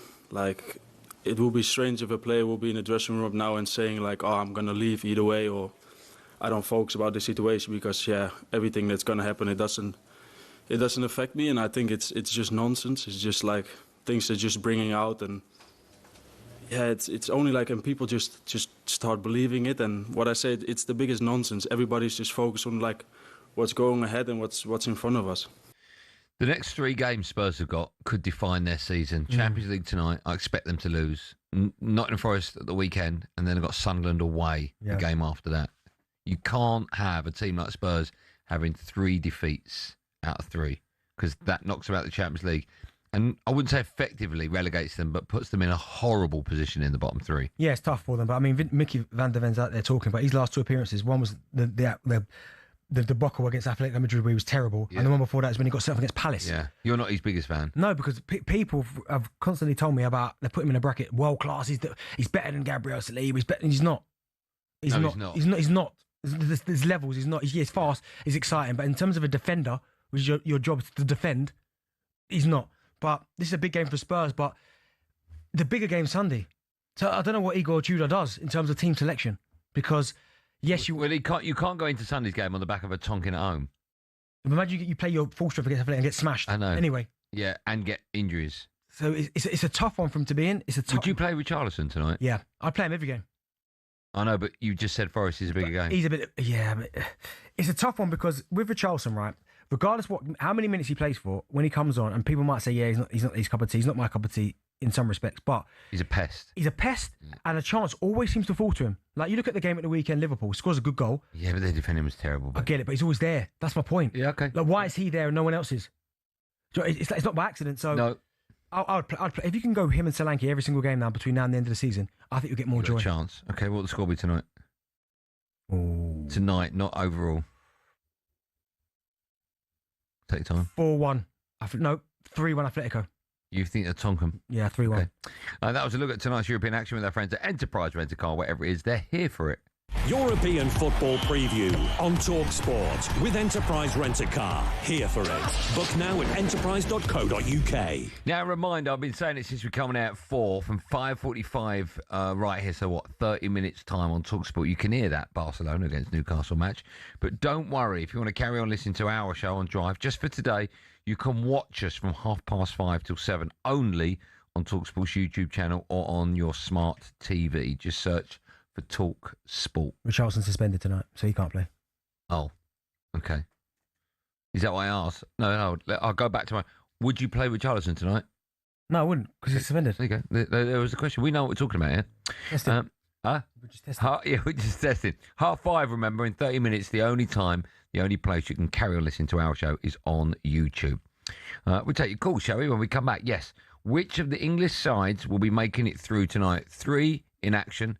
Will 3 become none tomorrow? 03717 223344. Dial that. You'll be next. Live and Drive.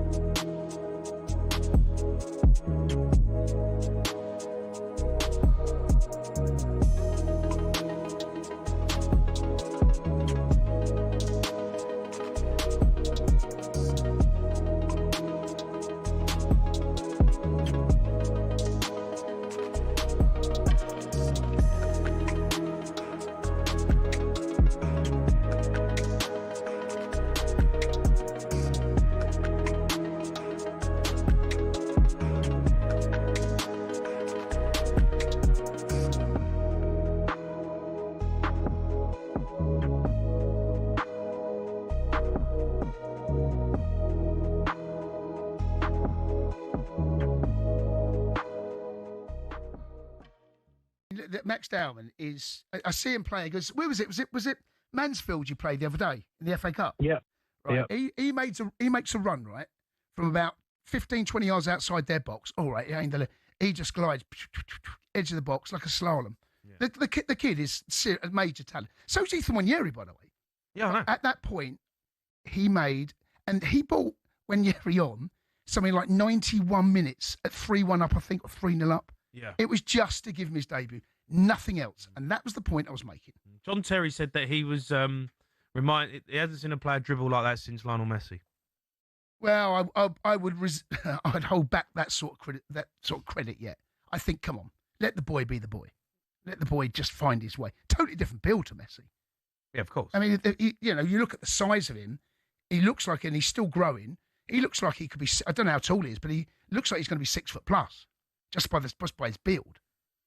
Yeah, doesn't he? And Messi was. Yeah, I would resist comparing any young player at his age to anyone at the minute. Just let him be Max Dowman. Yeah, he'll be Max Dowman.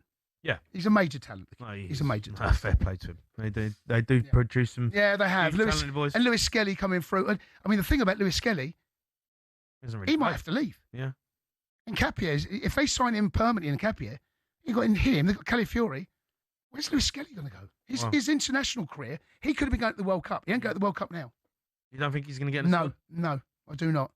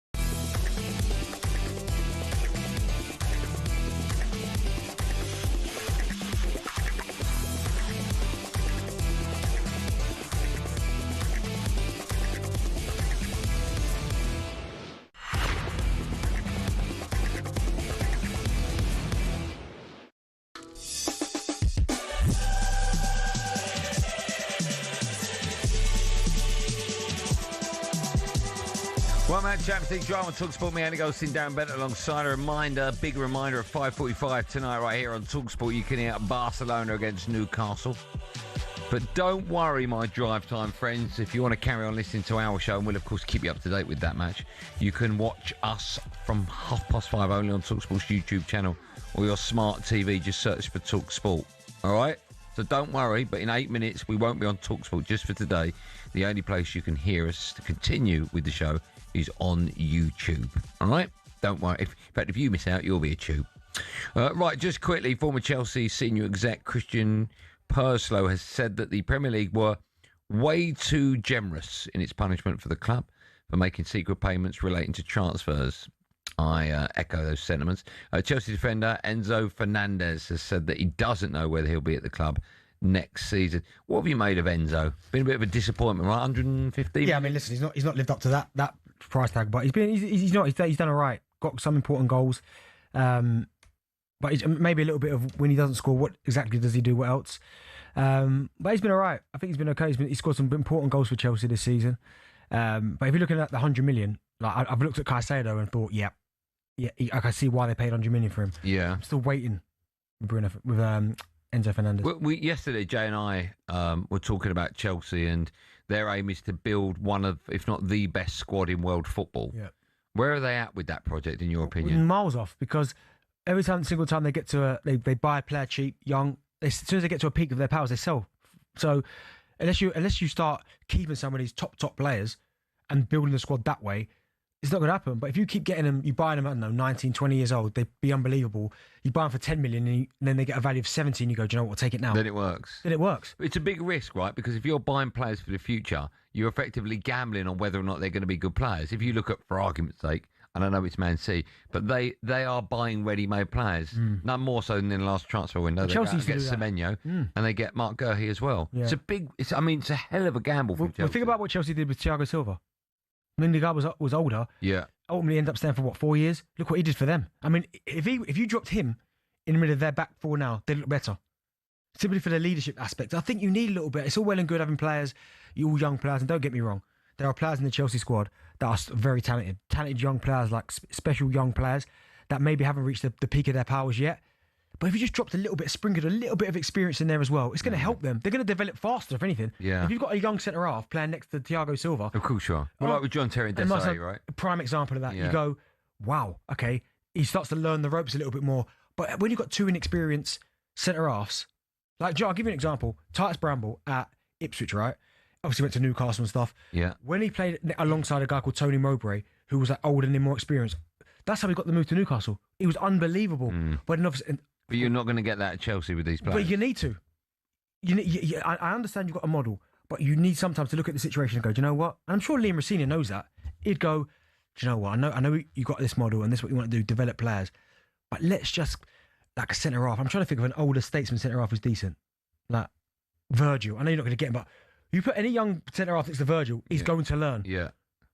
Yeah. I don't quite understand the model because there's no proof that it is working. And as I say, if you're buying potential, I mean, that in itself is a giant gamble. There might be a good player. There might even like Cole Palmer, right? Yeah. Last season looked £100 million plus player. Yeah. Well, the year before he looked 150. Yeah, and now all of a sudden, I'm not saying he's got worse, but you know, there's certainly no signs that he's getting to the next level yet. Well, right, he made a really good point when he was in there for his 7 minutes. That he basically said that obviously you watch Cole Palmer now, he can be devastating, can't he? He could tear teams to pieces. Yeah. But now people are not affording him that same space. So it's now up to him to go and find other areas to go and pick up the ball and do more damage. Okay. Still to come now, big reminder, Drive Time continues live on YouTube in just a moment and your smart TV with Barca against Newcastle here on your radio. But first it's time for No Googling. We want to know who's the oldest ever player to start a game as captain in the Champions League. That is an unbelievable question. Who's the oldest player ever to start a game as captain in the Champions League? And of course, if you want that answer, you'll have to join us on YouTube in just a moment. Remember, we are next on YouTube. Because at 5:45 tonight, right here on talkSPORT, you can hear Barcelona against Newcastle. But don't worry if you want to carry on listening to our show on Drive, because you can watch us from 5:30 only on talkSPORT's YouTube channel, and that's where we'll be next.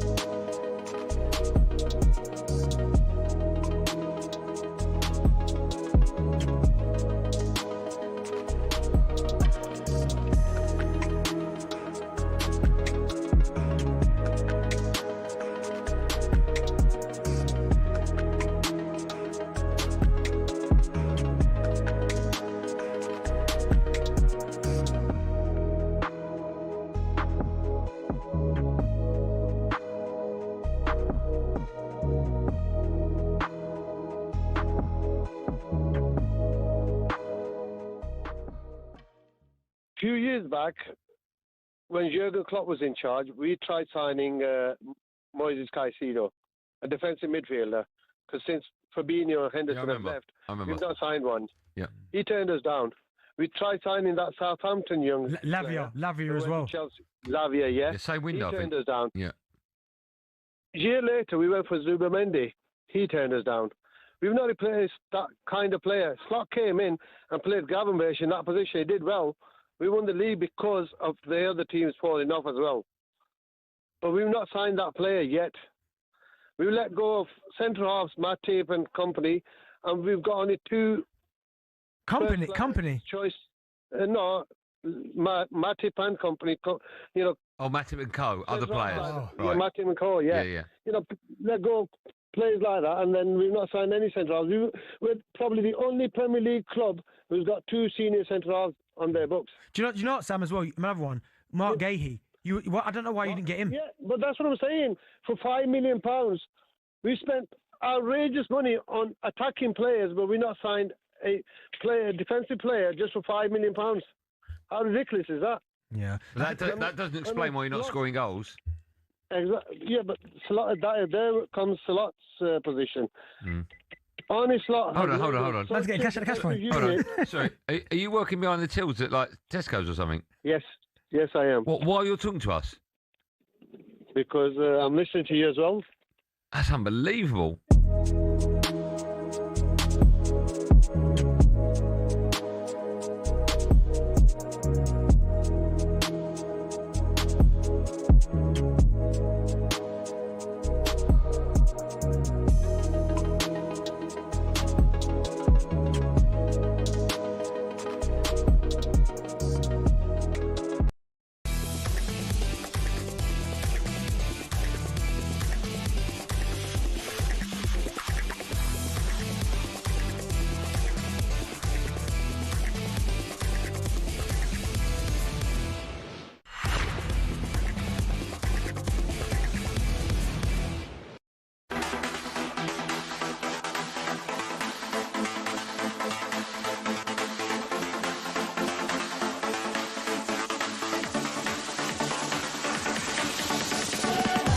Welcome back to Drive Time for the first and hopefully only time ever. We are only on YouTube for the next 90 minutes. They can see us now?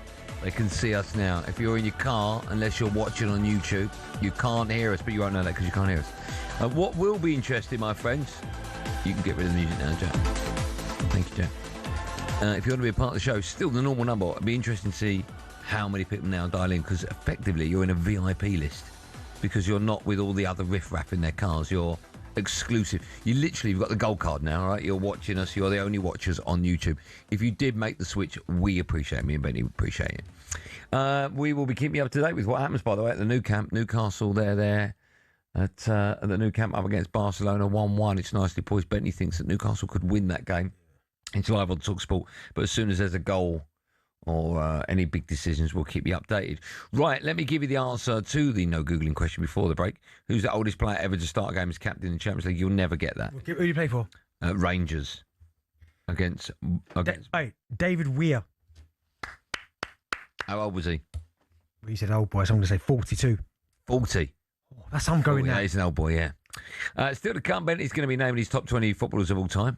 Even though I did a list of 30, but yeah, because I like to do a bit extra. All right, you got 30. I've got 30 on the list. I'll tell you what we should be telling you about as well. I sort of feel that we're a lot more relaxed now, just on YouTube. It's quite nice. I'm not quite sure what's going on. We're just on YouTube. Just imagine we're still doing radio, all right? Well, we're not on YouTube every day anyway. We are on YouTube every day, yeah. But now, because it's just YouTube, I just feel we can become a little bit more familiar with the audience, all right? Well, you can swear. No, you can't swear, sadly. But at 6 o'clock, how about this? So is this still a dump on the YouTube? Oh, it's a great, I imagine there is still a dump. Yeah, there is. At 6 o'clock today, Darren Bent is going to be reading the news. Yeah. Because our newsreaders have gone home, right? I think they actually have gone home, but you're going to be reading the news. Yeah, no problem. Where are you going to read it? Maybe you should read it from here where the newsreaders sit. Do you want to do that? Let's make it official. Okay. Yeah? Yeah. I'm guessing the script will be ahead of me, right? Yes, yeah. Can you read? Yeah, I can do that, yeah. Okay, we'll be judged at that. We're also going to, in fact, we're going to look back at some of last night's action in the Champions League. Chelsea, they were smashed over the two legs 8-2 on aggregate by PSG. They needed to win by at least 3 goals at Stamford Bridge last night with 2-0 down after 14 minutes. Their boss, Liam Senior, spoke to the media. He was asked if it's a worry that fans seem to be losing faith in him already. This is a fantastic football club where the fans want success instantly, and that's rightfully so from the size of the club. I have to say, I understand because of the aggregate scoreline in the time why fans are frustrated. They want us to win. So I completely get it, and I understood that before I came in. I also want to make them happy and give them the nights they deserve, not just me, but us as a group, as a team. And that was a really, really difficult one to take because of the manner in which we went out this evening. Because of the manner in which we went out this evening. There's a picture, I don't know if you've seen it, doing the rounds of him handing a piece of paper to Garnacho with 5 minutes to go, with notes on. Yeah, and are they 3-0 down as well? Yeah. What do you make of that? What did the note say? Just maybe a bit tactical. Get me another job. No, I'm a manager, get me out of here. Yeah, I do think with Liam, though, people are just making a lot out of nothing. Like, usually people get sent... I don't. They do. I don't. We do it with all managers. I don't know why. I don't know why we are. We try to pick them apart. I know, but I don't know why we're not allowed to take the handbrake off on Liam Rosini. I don't understand that. Well, no, if that's what you want to do, that's what you want to do. But well, I do it with all managers and all players and all teams. Well, maybe you had to do it at your club. What, Ruben Amorim? When I was calling for him to be sacked. Okay, who else has been in charge of Man United recently? Sorry, no, hold on. Let's get it right. Okay, I do. Okay, hold on. Ruben Amorim, you did it. Right. Right. Well, that's all you said. Okay, and who comes? Darren Fletcher's doing it because he's a mate and he only had 2 games in charge. But you just said at least you admitted it. But you just said you don't do it at your club, and that's exactly what I do at my club. Yeah, you didn't do it for them 2 games though. You was very okay. biased. Fine, I did with those. There you go. See, I understand why sometimes I do. You don't know Liam Senior. I don't know. No, you don't. Okay, Jordan Henderson. You try and okay, we're not talking about Jordan Henderson. We're talking about Liam Senior. Yeah, no, I just think he puts a target on his own back. No, handing Garnacho a bit of paper is normal, right? No, not when you're 8-2 down with 5 minutes to go. It's not. Yeah, but it's about keeping the score respectable. He's probably gone, listen, set plays, this is what we're doing here. Have a look.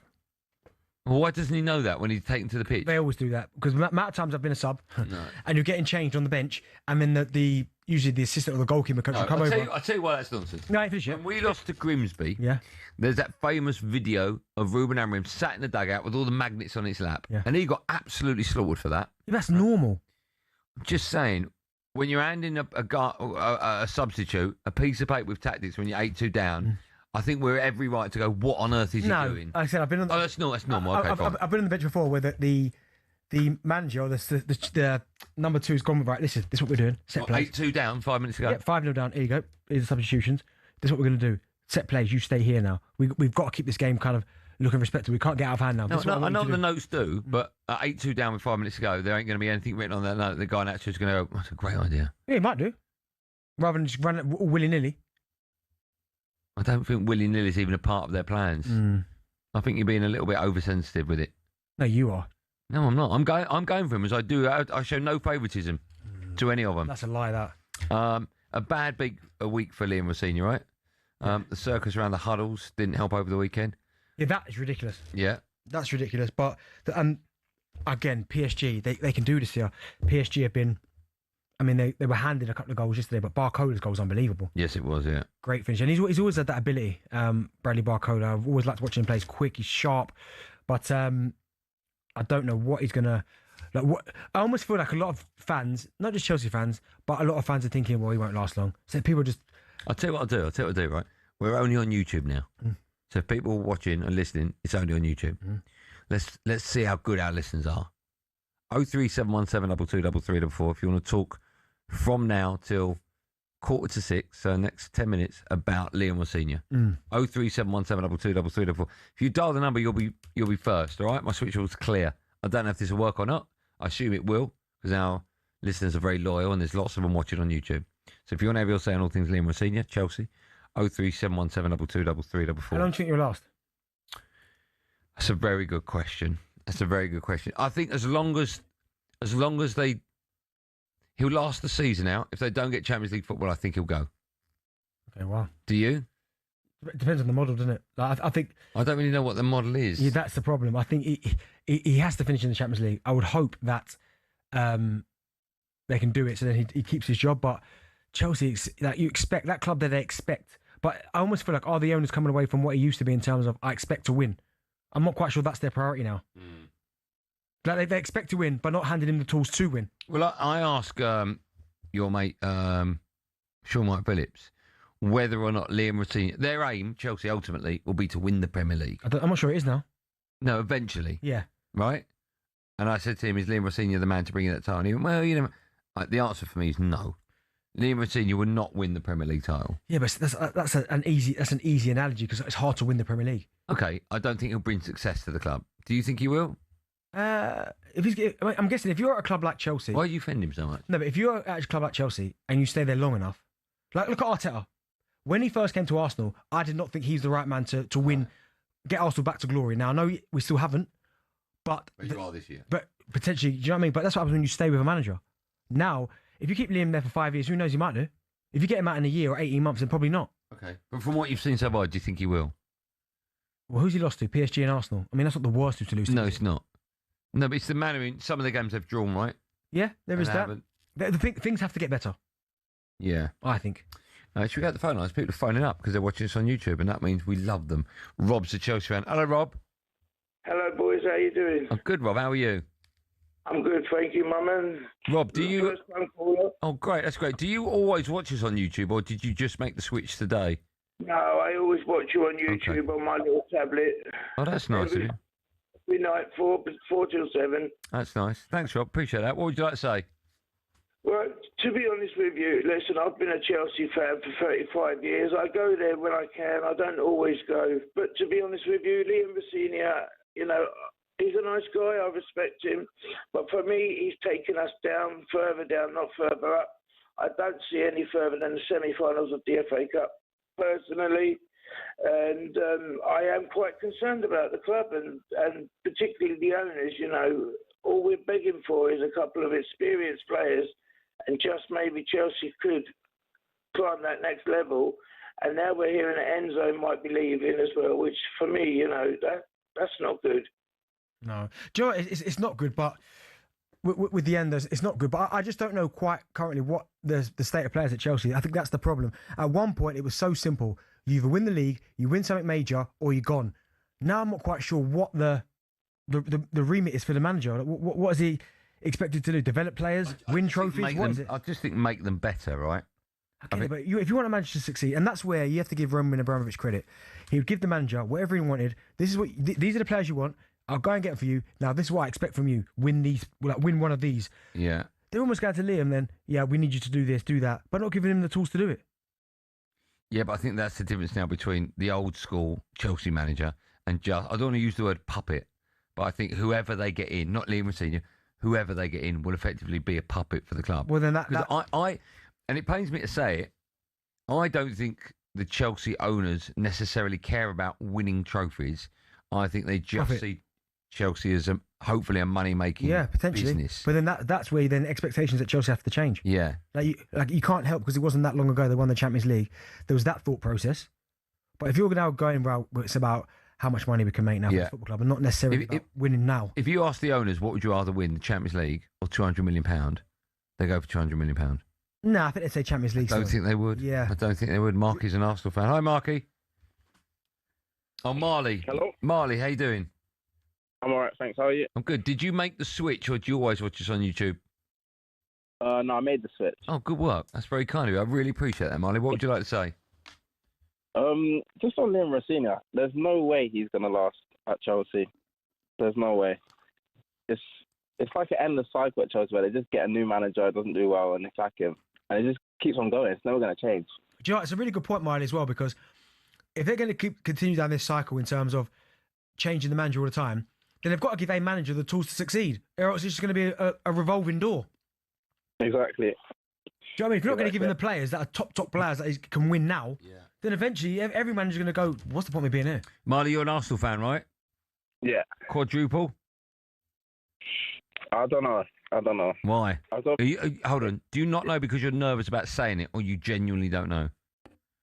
I'm nervous about saying it. So you do know, but you just don't want to say it? No, I reckon they can do it, but I don't know if they've got enough.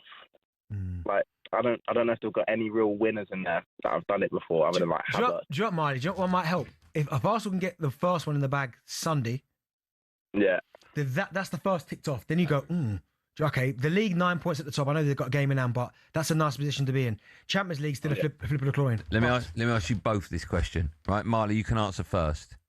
All right. If you only finish the season with the League Cup, is that failure? Yes. Benny? Yeah, from where we are now, 100%. Okay. 9 points clear. I know, because I think you'll win the League Cup, and I think you win the Premier League as well. It's the FA Cup, okay. It's the Champions League's a flip of the coin because all the big heads. Well, there's still some good sides. You got a nice route through. Potentially, but maybe a nice route to the semis. Yeah. But then you could still end up with Barca or Atletico, Newcastle. Newcastle should be fine. You'd rather take them out. Well, obviously, but I'm saying that there's no reason why they can't beat Barca. Yeah. Marley, always a pleasure. Thanks for coming on. How do you think you'll get on in the game at the weekend, League Cup final? I reckon they'll win. I reckon Arsenal will win. Yeah? I'm nervous about it. Okay. I'm nervous about that. Do you know what? If I was an Arsenal fan, I would have been, but I would be confident now that you're playing such good football in Man City at the moment. No, but you know what it is? Maybe, again, I'm thinking about Man City when they used to have to just click their fingers and away they go. Yeah. But, come on, Arsenal.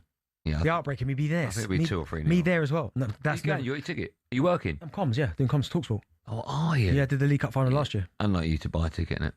Still to come on Drive. Hey, I'm telling you now, you've never bought anything ever. Jack's gonna forget. What's the matter with you? Is it? Just because we're on YouTube only doesn't mean you make more mistakes, Jack. Now, still to come, we'll hear what upset Alan Brazil this morning. I'm not going to go in there, but the country's just broken. We'll also find out what Ben Fletcher gets up to on his overnight show. Shows your empty mouth. Has it gone down? Is it quite? He's struggling with it. And Bentley will be counting down his top 20 footballers of all time. I don't believe it! David Beckham! Go on, Bex. All that, he better be in it. All that and so much more coming up on Champions League Drive, only on YouTube, with me, Andy Goldstein Darren Bent.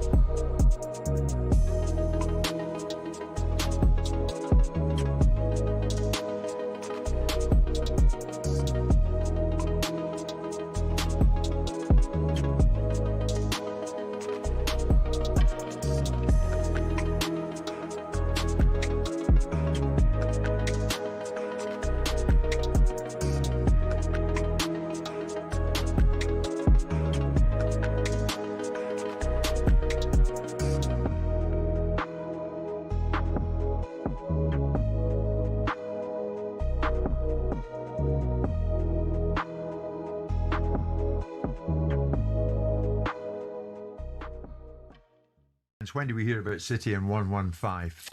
Is there any correlation here?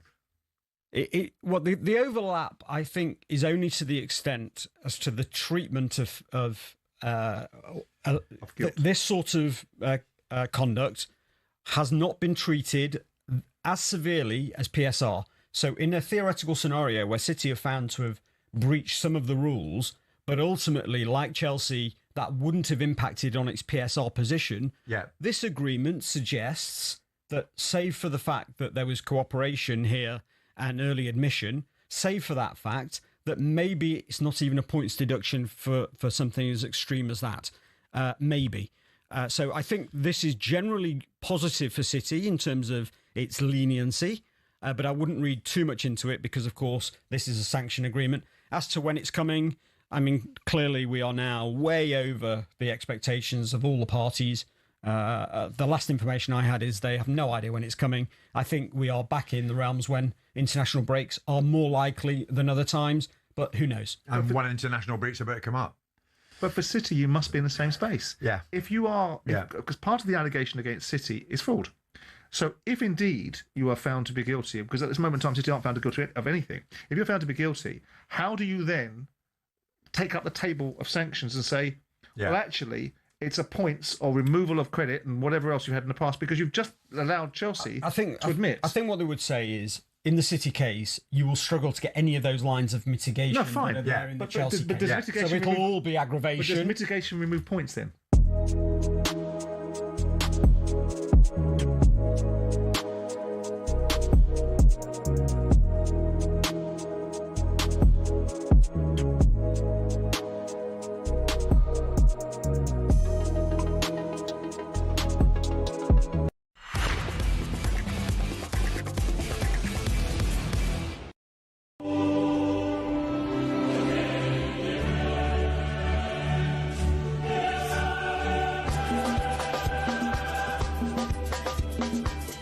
This is The Drive on YouTube. Myself, Darren Bent, and Andy Goldstein. Big news at 6 o'clock. News reading, me. Fantastic. I sort of feel we can do edit now. Do you know what I mean? How are you? How's you? I'm good, I'm very well. You're going to do some news reading for us? Yeah, I'd like Bill to give me the script already, but he hasn't. But that's just typical Bill. He's doing that deliberately. Fail to prepare to fail. Exactly. You heard that before? So where is Bill? Bill, you got a news for me? Thank you. In fact, why don't we go across to Darren Bent, who is watching Barcelona against Newcastle. The game's just kicked off. We don't want the effects yet. It's Jack, is it? You've got nothing, the fella. I'll tell him a funny story. So Jack yesterday accidentally took a sleeping pill on his way to work. I've got to say his work was faultless yesterday. Right? Today, he's come in absolutely fine. Useless. Can't even find it. How can you not find the effects? It's going to be a button right in front of you. You found it, Jack? No, of course he hasn't found it. The layouts are all different because I'm on YouTube. These are just excuses. Should we have some fun with the best of talkSPORT? Should we do it? Yeah. Should we do it? Let's do it. Let's do it. Let's do it, Jack. 1 minute. What is it? I changed my thing looking for the effect. I'm glad this is on YouTube, Jack. Honestly, look at Jack's little face. Let me remind you about a glimpse. Champions League run is over after being beaten 5-0 and 5-3 on aggregate by Sporting last night. Watford won 3-1 at home to Wrexham last night to move within 5 points of the playoffs. You found it, Jack? No. Press the button, Jack. YouTube only, thank God for that. Time of the best of talkSPORT. You know the rules by now. We'll kick things off with the Sports Bar. Cundy wasn't on the show as Chelsea got absolutely battered by PSG. So Jamie Howe and Jermaine Pennant gave him a call anyway. Has anyone seen Candy? Dennis Wise! Right, okay, hold on. Solar! Yeah, hold on. Let it go. Listen, what's that? Who's that? No, leave it, man. Leave it. No, leave it. No, I'm doing something. No. But did you think he would come from 3-0 down? Did he think he'd come from 3-0 down? He was confident. It was encouraging signs, he said. Are you PSG? I'm a United fan. He's a bloody United fan. Do you give Cundy any credit for picking up the phone? No, do you know what? Cundy is a man of honour. So even though, because he gives it out a lot, he's prepared to take it. So I thought he would do. Which excuse do you usually give when a fan starts talking to you? I just talk to the fan. I just talk to him and go, okay, what do you want to talk about? You hate fans? No, I love fans, but there's a time and a place. Yeah. Not every time is the right time. No, or the right place. If Atletico smash Spurs tonight, what kind of treatment is Zaha in for? Well, it's a bit of a tough one because they've really been effectively 3-0 down. So what joy are you taking from that? Sports Bar at 10:15 tonight, following a gigantic evening of European football. And for more Cundy, check out 21 Minutes Ago, wherever you get your podcasts. A new podcast will drop tomorrow, so subscribe, everyone. Let's check in with everyone's favourite newsreader, Ben Fletcher.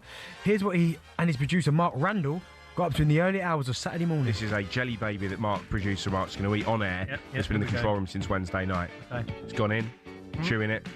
I'm a celebrity star. You have to show us your empty mouth. Has it gone down? No. Is it quite? He's struggling with it. It's nice. Is it? It's really why, nice. why are you crying? I want to savour the flavour. I don't just want to swallow it. I want to let it kind of wash around my mouth, let the aromas get in there and all that stuff. Sorry. There has been a goal. Barcelona taking on Newcastle. 5 minutes on the clock. I'll do the sound effects. Let's go live to Darren Bent, who's at the not the Bernabeu, the Camp Nou. Benny, what's happened? Yeah, there's been a goal and it's gone to Barcelona and it's Rafinha, the captain, who's got the goal. It's a really well-worked goal from Barcelona. It came down this right-hand side and it fell to Rafinha and he showed that composure. He shifted onto his left. It's a great touch. Too much noise. On the crowd. No, I don't need that. Oh. Listen. It's just a great goal. Really good goal. I mean, Yamal absolutely turns. I think it's Chow and then plays a really good ball. Rafinha's movement's beautiful. Lewandowski goes one way, Rafinha the other. There's another slip. I think it's Dan Burn.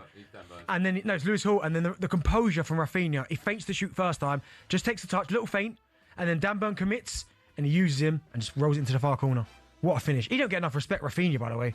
No, he doesn't. Whenever people talk about best players in the world, he never comes up. The first season he went from Leeds to Barca, he was exceptional. And we were talking about him possibly winning the Ballon d'Or, which I thought was a little bit less, but he was still brilliant. Yeah, I mean, it's an uphill battle now for Newcastle, but you've got to stay with it. Do you know what? I think there's going to be a Tonkin tonight. Well, here or Tottenham? There. If this goes 5 or 6 now, I wouldn't be surprised. All right, let me ask you the first question. What's your favourite snack to have in the control room during breaks? I've got a very sweet tooth. Anything with sugar in it. Okay. Do you obey the 5-second rule when food falls on the floor? No. It depends on I'm dropping it. If I drop it at home, And bearing in mind I got a dog, Dr. Scoot Frank. I'll pick it up. Don't bother me. Yeah, it's disgusting now. Why? Scoot Frank's running around. Yeah. Yuck. He's like my son. Can you tell us the story about how we got Fletcher to eat dog biscuits during drive? Yeah, I can. Yeah. So Ben Fletcher, when he walks into the control room, will eat any food that's lying about, and that started to annoy me and everyone else. He doesn't ask, and he never buys. He never bought anyone a sweet, and he's like 50 years here. He just takes everyone's. So I had the idea that I would replace the sweets with dog sweets, and so one day I went to Holland and Barrett, got a bag of sweets that resembled, but they were licorice, resembled the shape of the dog sweets, and then. And then. What's Ramsdale? Quick, go on, Karen.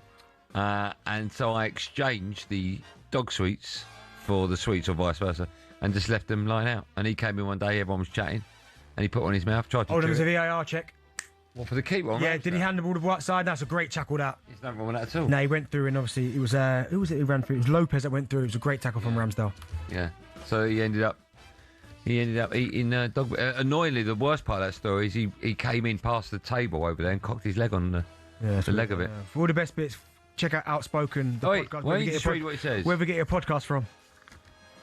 Go on. This is why I like Norwich and hate Ipswich. It's you. Oh, yeah, but you started that. 21 minutes ago. Yes, Outspoken. 21 minutes ago. Outspoken. Let's finish with the breakfast show. I don't know why we finished with the breakfast show. It was so unkind to our show this morning. In fact, let's not finish with the breakfast show. Can't bother with that. Oh. Let's talk about. We're on YouTube. Doesn't matter. They were so unkind to our show. Like if you know. Let's concentrate on the game. 8 minutes on the clock. Have you found it? 8 minutes on the clock. Barca 1-0 up against Newcastle. It's live on talkSPORT, that game. Oh, Darren Bent, I'm glad to say, he's got his ticket. He's in Camp Nou now. Benty, nearly 10 minutes on the clock. Not much happening if you're a Newcastle fan. 1-0 down they are. Yeah, they're not. It's Barcelona that are in control of the possession of the ball. They're moving the ball around. There was a really good chance just now. It was a lovely ball from Lamine Yamal that sent Lopez away. And now Ramsdale doing really well, coming off his line, making the challenge, not using his hands. And, he thwarted that Barcelona attack. But far on the thwarted. Thwarted? Yeah, but on their counter-attack, Barca looked dangerous. Lewandowski still one of the greatest centre-forwards, I'd say, ever. Whoa there, young man. So he's not? Well, he's in your top 20. No, but I said one of the greatest centre-forwards. If there was a top 30 strikers of all time, he'd be in it, yes. But this is players. I'm comfortable with that. I'm uncomfortable with that. Lewandowski's not one of the greatest strikers ever. Not players, strikers. I think if you're going to be the greatest ever something, you need to be a top 10er. What is strikers? Would he be the top 10? No. Man, there's an argument. He's in there. No, he's not. Top of your head, give me 10 strikers. R9. Yeah, okay, 1. Cristiano. Okay, yeah, I'll give you that too. Harry Kane. He's better than Harry Kane. What are you shouting? Why are you like that? Harry Kane. Why are you like that? Because he's better than Harry Kane. Haaland. Okay, he's better than Haaland too. Mate, he is. Gert Muller. Okay, I'll give you that one. Who used to play up top for Brazil? Romario. Yeah, I'll stick him in there. Okay, Lewandowski's. Yeah, okay, yeah, I'll give you Romario. Yeah, all right. Who used to play? Mbappe. Yeah, okay, yeah, I can go with that. All right, okay. That's only about 7 you've got so far. Fernando Torres. He's better than Torres. I don't know if he is better than... Lewandowski's better than Torres. Okay. You put him on the spot. Yeah, there you go. He is in there, man. He's top 10. He's brilliant, Lewandowski. Top 10 ever? Yeah, look at his numbers. Pele. Okay, I mean, you've gone arguably at top of the list. All right. That's 8. All right. Give me 2 more better than him. Okay, what comes to Van Basten? Van Basten? Okay, yeah, Van Basten. I'll give you Van Basten, yeah, 9. Yeah. That's it. I mean, we've got time. We can do whatever we want on YouTube. We don't have to go to a break if we don't want to. You got 9. Look at Joe. Thierry Henry. Great one, Joe. Well done. Okay, 10. So he's better than Thierry Henry. Okay, there you go. So I'd say he's not in my top 10. My work is done. Okay, but he's top 11 then. I just need to name one more for that fact to be wrong. One more. You got any more? Joe, stop feeding him. He did Wazza. No, he's better than Wazza. Such an idiot. What do you say? Delap. George Hurst. Hey. By the way, what's happened to Delap? What's happened to him? What do you mean what's happened to him? Well, nothing's happened to him at Chelsea. No, he's just... out of his depth, isn't he? No. I like this. Well, look, Joe's not panicking about going to a break. Do I not need to go to a break at 6? He can go like 5 whenever I want, right? It's nice, isn't it? Now, do you know what? Let's break now because I need to prepare for my news. Oh, right. Okay. So when we come back, all the newsreaders have gone home. So Darren Bent is going to read us the news, all right?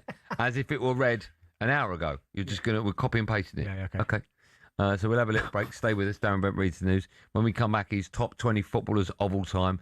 And we'll keep you up to date with Barcelona against Newcastle live on talkSPORT. 11 minutes on the clock. Barca currently leading by a goal to nil. It's 2-1 on aggregate.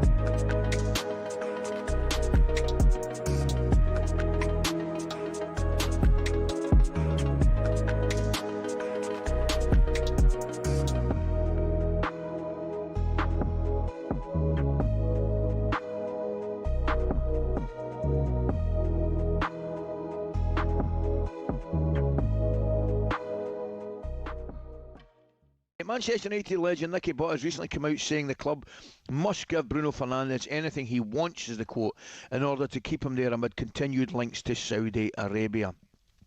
Fernandez, for me, Gabby, has been absolutely tremendous. He's now just 4 assists off the Premier League record and continues to prove just how important he is to that Manchester United side. He has, mate, you can say what you like, and myself and a few others, I wasn't necessarily happy with him with some of the throwing the hands up and all that stuff. You know, it's probably maybe a more European thing or a foreign thing that they do. And there was things like that you know, would probably annoy me a little bit if I was a teammate of his.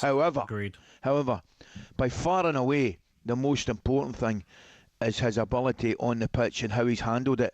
And I think he's been, if not the one constant in Manchester United, 100%. You know, he's been tremendous, mate, hasn't he? And I'm scared to think where Manchester United would have been over the last 5 years, and especially this season, without Bruno Fernandez. 27 Premier League appearances, Ali, 7 goals, 16 assists. Wow. No matter how bad they've been, he's turned up. But I said this in a previous show, Ali, a few months ago. He's 32 in September. Yep. He's won 1 FA Cup, 1 League Cup for Manchester United.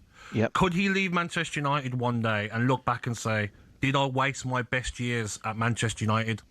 Not because you look at someone like De Bruyne, won it all at Manchester City. Bruno Fernandez, he's that good, deserved to leave the Premier League, winning the Premier League, and also Champions League. For me, he's that good, Ali.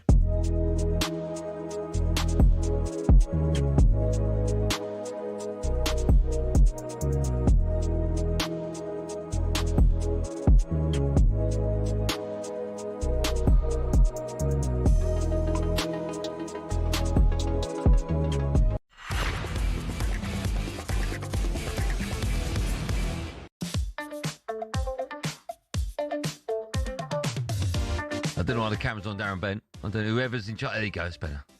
You're listening to, you're watching Drive only on YouTube. You'd have just seen Darren Bent with the glass on. He's going to read the news for us in just a moment. But first, last we heard at Camp Nou, Newcastle were losing by 1-0 on the night. There's been a goal, but which way's it gone, Darren Bent? Well, it's gone to Newcastle, isn't it? Oh, I've got to do something. Mike's not up yet. Jack's having an absolute... This is 1-0. There you go. He's killed the moment, isn't he? Okay, well, forget that. More coming up on Drive Time with me, Andy Goldstein, alongside Darren Bent. But first, the news. Is it sport? First, the sport with Darren Bent.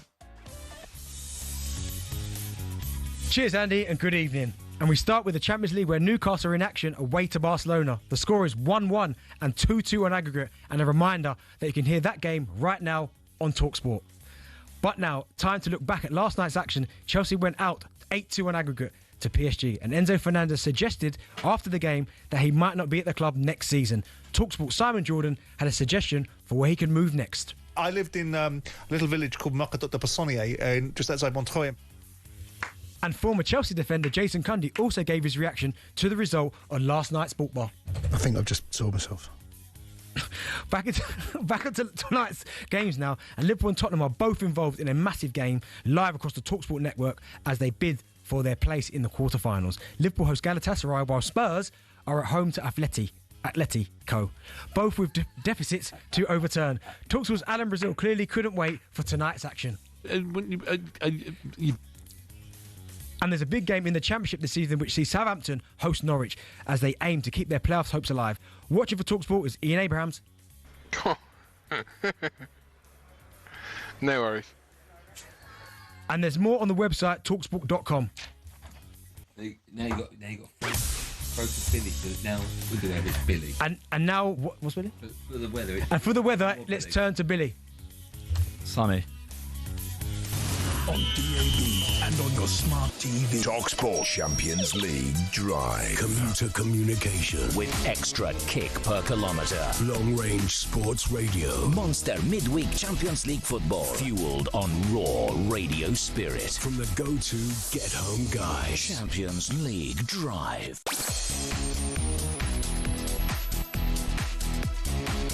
Might be one of the best things we've ever done. Might be. Welcome back to the last hour drive on talkSPORT. Me, Andy Goldstein, Darren Bent alongside. Hello. We're bringing you our show live on YouTube and your smart TV. Oh, 2-1, Barca. We can go live to Darren Bent, he still hasn't got the button. I'm going to come in there and get that button and ram it up here. Have you found the button yet? Good fade as well, Jack. That was flawless. Now, the last we heard, Darren... Oh, just tell us what's going on, Bentley. It's a goal to Barcelona. It's 2-1. It might be a slight offside because it looked to me they went a little bit early. But Rafinha floats a lovely free kick to the back post. And I think it's Martin, the centre-half, who gets his head to it first. And there was Marc Bernal at the back post with a simple task of tapping it in the net. He does that, and it's 2-1 Barcelona. Let's just have a look. What are you questioning? The first initial free kick, because they look like to me, I think it's Martin goes quite early. This one here.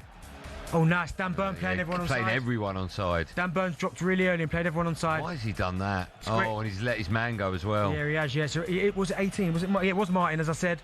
And then Bernal with a really, really good finish. You got round off with the score. That's what they do. Oh, so the score is now 2-1 Barcelona, 3-2 aggregate. Good work. Look. 3-1, actually.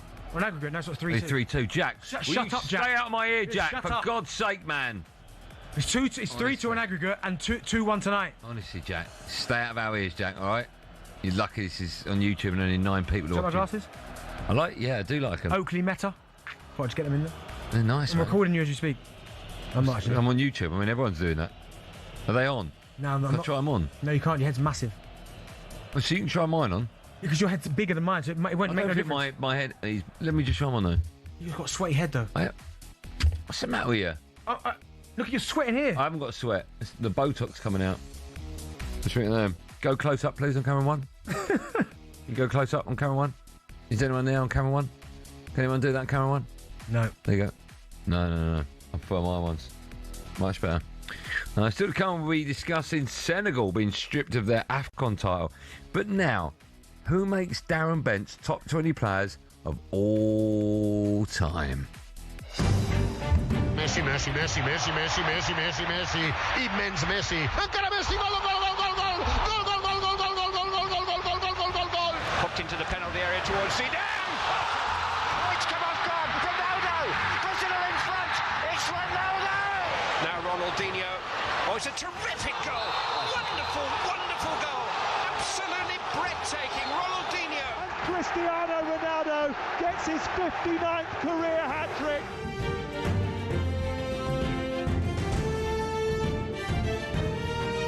Yes, we thought we'd do something special for our YouTube and smart TV audience on Drive Time this afternoon. We've asked Darren Bent to compile his top 20 players of all time. Throughout the hour, we'll be counting down before revealing his top 5 at the end of the show. And we've also got one more Billy to record the number 20, number 90, because he's got such a bubbly personality, and that will come through the TV. So let's start at number 20. Here we go. Number 20. Well, do you know what? He's brilliant. Well done, Bill. Good work. First of all, I did 30 because we did speak about 30 yesterday. Oh. But let me just rattle off the 10 that didn't make it. Well, the 10 that did make it into the top 30. Yeah, they made it in the 30, but not the 20. Yeah. So at 30, I've got Thierry Henry, 29, Baggio, 28, Lev Yashin, 27, Xavi, 26, Ruud Gullit, 25, Lothar Matthäus, 24, Rivaldo, 23, Kaká, 22, Paolo Maldini, 21, Franco Baresi. I don't know how you managed to... It's so hard. To whittle them down. Right, so, Bill, can I get that 20 again, Jack? Oh, Jack, press 20 again, Jack. Number 20. Jack, what are you doing? You got one job. Order the pizza later, all right? Right, so number 20, I've gone Zico, Brazil. Yeah. Obviously, 78, 76, 86, he played between those years for Brazil. My only problem with this is you've only seen him highlights at a World Cup. I made this. No, but you've only seen him highlights at a World Cup. I said this. I said what my generation meant all time. So I've got. I know, but a lot of this. Okay, a lot of this I've gone on reputation because obviously a lot of these guys I didn't see. No, Zico was a great player. He was a great player. I read Wikipedia and stuff about how good he was. Oh, if you're getting it from Wikipedia, mate. Yeah, I mean he's Flamengo's record goal scorer. He's got 508 goals for them. Yeah, but I do. Okay, let me ask you this question. He's most goals from free kicks. Okay. Do you think? I mean, Pele's going to be in your list somewhere. Obviously. Do you think it makes a difference to a player if they didn't play on the European stage? No, because World Cups back then, international football was better. I know, but week in, week... What's that called? No. Week in, week out on European stage. Yeah, it doesn't matter. Because you think Flamenco, right, is a good judge of how good you are compared to Barcelona? Yeah, I think back then, it doesn't make a difference when you look at Pele and these guys, because they're going to a World Cup stage and just like killing it, basically. So, okay. Right, so Zico 70. Obviously, just keep going, Joe, do you reckon? Oh, no, we've got number 19 next. Number 19. Good work, Bill. I've got Iniesta, Barcelona. 9 La Ligas, 4 Champions Leagues, 1 World Cup, 2 Euros. I mean, he was incredible. Part of that famous trio in the middle of the park, Busquets and Xavi. Obviously, Xavi was down at 27, but why is such a big gap between them? 9 points. Like, Xavi was a wonderful footballer. I'm not disrespecting him, but Iniesta could do what Xavi could do, but he also had that extra yard of pace to get away as well, scored important goals. Remember the volley at Stamford Bridge that sent them through? I just think Iniesta was an unbelievable player. That's the question. I think you missed a player out. Well, you'll soon see. You'll hear it. All right, I'll write the players down that I think you missed out. All right. So, yeah, Joe, the only thing about this counting down, though, if we're doing it every single one, you said to me, like, prepare bits for... So I can't do that, can I? Yeah, if you've got bits written about it, you can. No, but Joe said, like, have a bit of information for, like, a few of them in the 5. But if we're going to do it every single one, I'm going to have to write down something for everyone. Yeah, well... Yeah, I mean, my interaction with you will maybe fill up a few minutes. All right, yeah. Go on then, Jack. Jack? Number 18. I know Jack's going to get those numbers wrong, by the way. George Best. Only 18? Yeah, George Best at 18. Again. Mate, that's criminal. Well, it's not criminal when you see his above. That is criminal. It's not criminal above. Pele said he was the best player in the world. It was a fact, is it? Well, he knows his footballers, I'd imagine. No, more than you. No, I'm going to go George Best. Oh, that's disgusting, D. 18. Obviously, fantastic player. Brilliant for Man United. Of course, being Northern Irish, we obviously didn't see him on the world stage. Have you seen that famous clip of him when Gordon Banks has got the ball? I think the game's in Ireland, and he's holding it like that, and George Best is trying to get the ball, and as Banks throws the ball up to kick it, yeah, he toes it off him. Yeah, but I also remember they disallowed that goal. And I also remember him scoring that goal for, was it New York or someone, where he chopped about 12 people. Yeah, that's unbelievable. But yeah, George Best 18. Right. Number 17. I feel like you're running through it a little bit too quick. No. Like, we should relax and talk about it in more detail. Yeah, Gerd Müller. All right. 17. One of the greatest goal scorers in the history of football. He was the leading scorer in the World Cup, right? Yeah, so basically, Gerd Müller, he's won the World Cup, he's won the Champions League or European Cup, and he's been a Ballon d'Or winner. So he's in that elite bracket. Bundesliga, top goal scorer of all time, 365 goals. Who's Munich? Behind Bayern Munich, yeah. Absolutely incredible. We're talking early 70s, right? Yeah, he was... yes. In the 74 final against Holland. He was absolutely brilliant. Again, he said he won the World Cup. Just not the biggest, but probably arguably one of, and there's another person on this list that's maybe in the same bracket as him, in terms of the greatest 6-yard box player ever. Like, you know where the ball just drops, then he's there. Like a Lineker. Like a Lineker, yeah. So Franny Jeffers. What? Well, he was fox in the box, wasn't he? Yeah, but no, Gerd Müller, you're talking about one of the absolute best. I'll put Aguero in that bracket. No, Aguero's better than that. Fox in the box. I don't see it as an insult. No, it's not an insult, but Gerd Müller and I think Gerd Müller and Aguero are different. Completely different. Okay. I mean, same build. Yeah. But I've gone Gerd Müller at 17. Right. Number 16. Good work, Bill. Well, to be fair, again, same bracket, Romario. Unbelievable. Of course, won the World Cup in 94. Like Barcelona? Barcelona. I think, if I remember rightly, he is one of only a couple of people that scored 100 goals for 3 different clubs. So he scored 100 goals for Barcelona, of course. I'm sure he scored 100 goals. I've got it here, actually. Well, I haven't. He scored 100 goals for, was it PS? I want to say PS. G or V? See, sorry. Are you counting country? No, this is right. So clubs, 100 goals for PSV Eindhoven, Barca, and he also got over 100 goals for, I think it's Vasco da Gama. But if you counted country, yeah, Harry Kane could do that soon with England. Yeah, I think Ronaldo's already done it, right? Man United, the Saudi Pro League, Real Madrid, and Juventus. Juve. 4. I don't know if he got over 100 goals for Juve. He did. You know it for a fact? Yeah, he did. Cristiano. In my head, I don't know why, but he did it? In my head, I got 94. Yeah, no, he did. Can you have a look how many he got? We've got time, it's only YouTube. Because I don't think he got over 100 by many then. So for Juventus, he got 101. I mean, I know my stuff, don't I? That's unbelievable. Yeah, 101, but he's still in that bracket. Oh, okay. I think and for 7 were offside. Al Nassr, he's got 121. Yeah. Real Madrid, he's got 450. Man United, 118. Another goal. Let's go live to Darren Bent, who's I had water in my mouth. That's why I couldn't really tell you. But Darren Bent can. 30 minutes on the clock. It's been another goal, Bentley. It's 2-2 on the night, 3-3 in aggregate. And it's Anthony Elanga who's got the goal. And I said this team lineup might cause them problems when you've got the likes of Gordon, Barnes, Elanga, that pacing behind.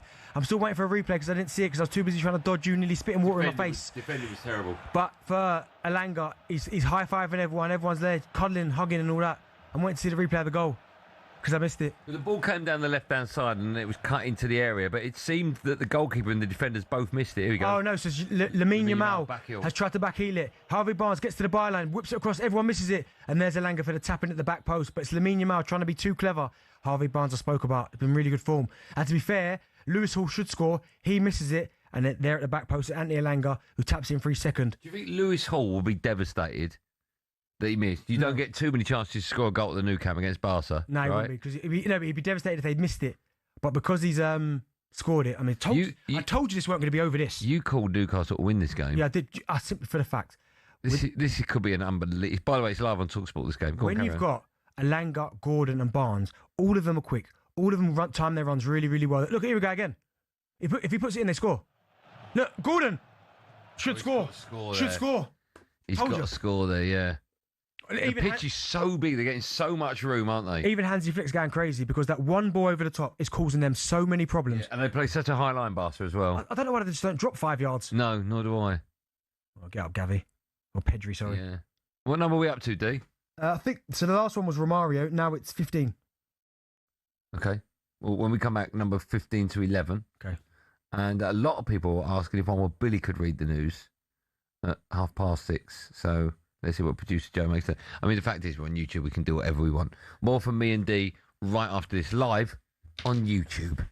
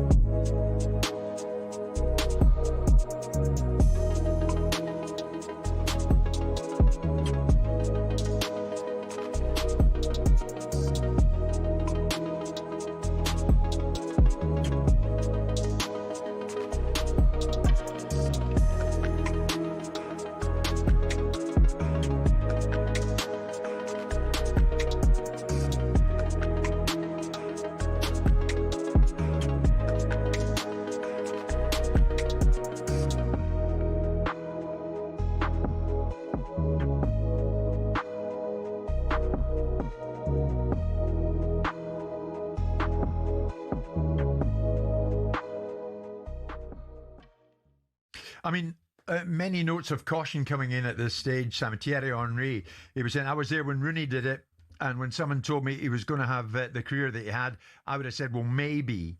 He says, it's a challenge not just for Arsenal, but for English football.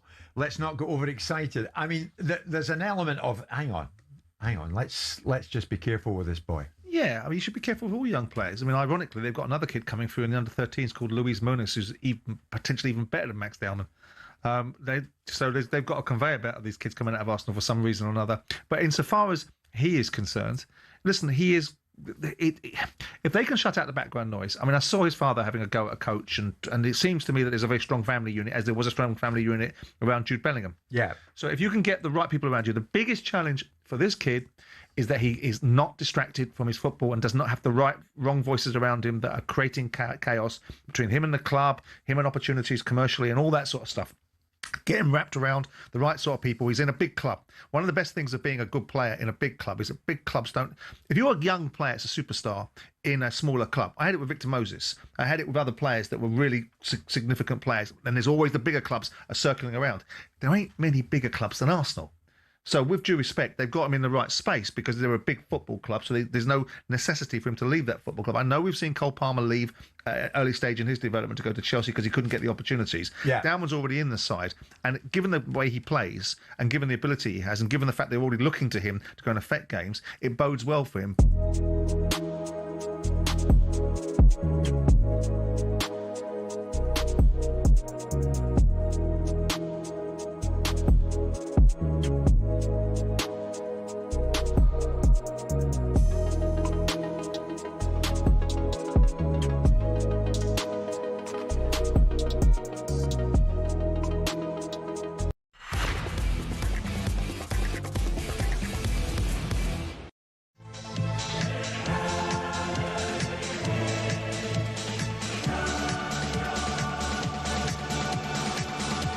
Welcome out, Champions League Drive on talkSPORT. Me, Andy Goldstein Darren Bent, alongside with live on YouTube and your smart TV. By the way, we don't really do it when we're on air normally because we don't really have time, but we will today for the remainder of the show because we're on YouTube only. If you want to send a text in, we'll have time to read it out. Do it the normal way, 1889, or if there's another way of doing it. I haven't said that for years, but I'm sure there's another way.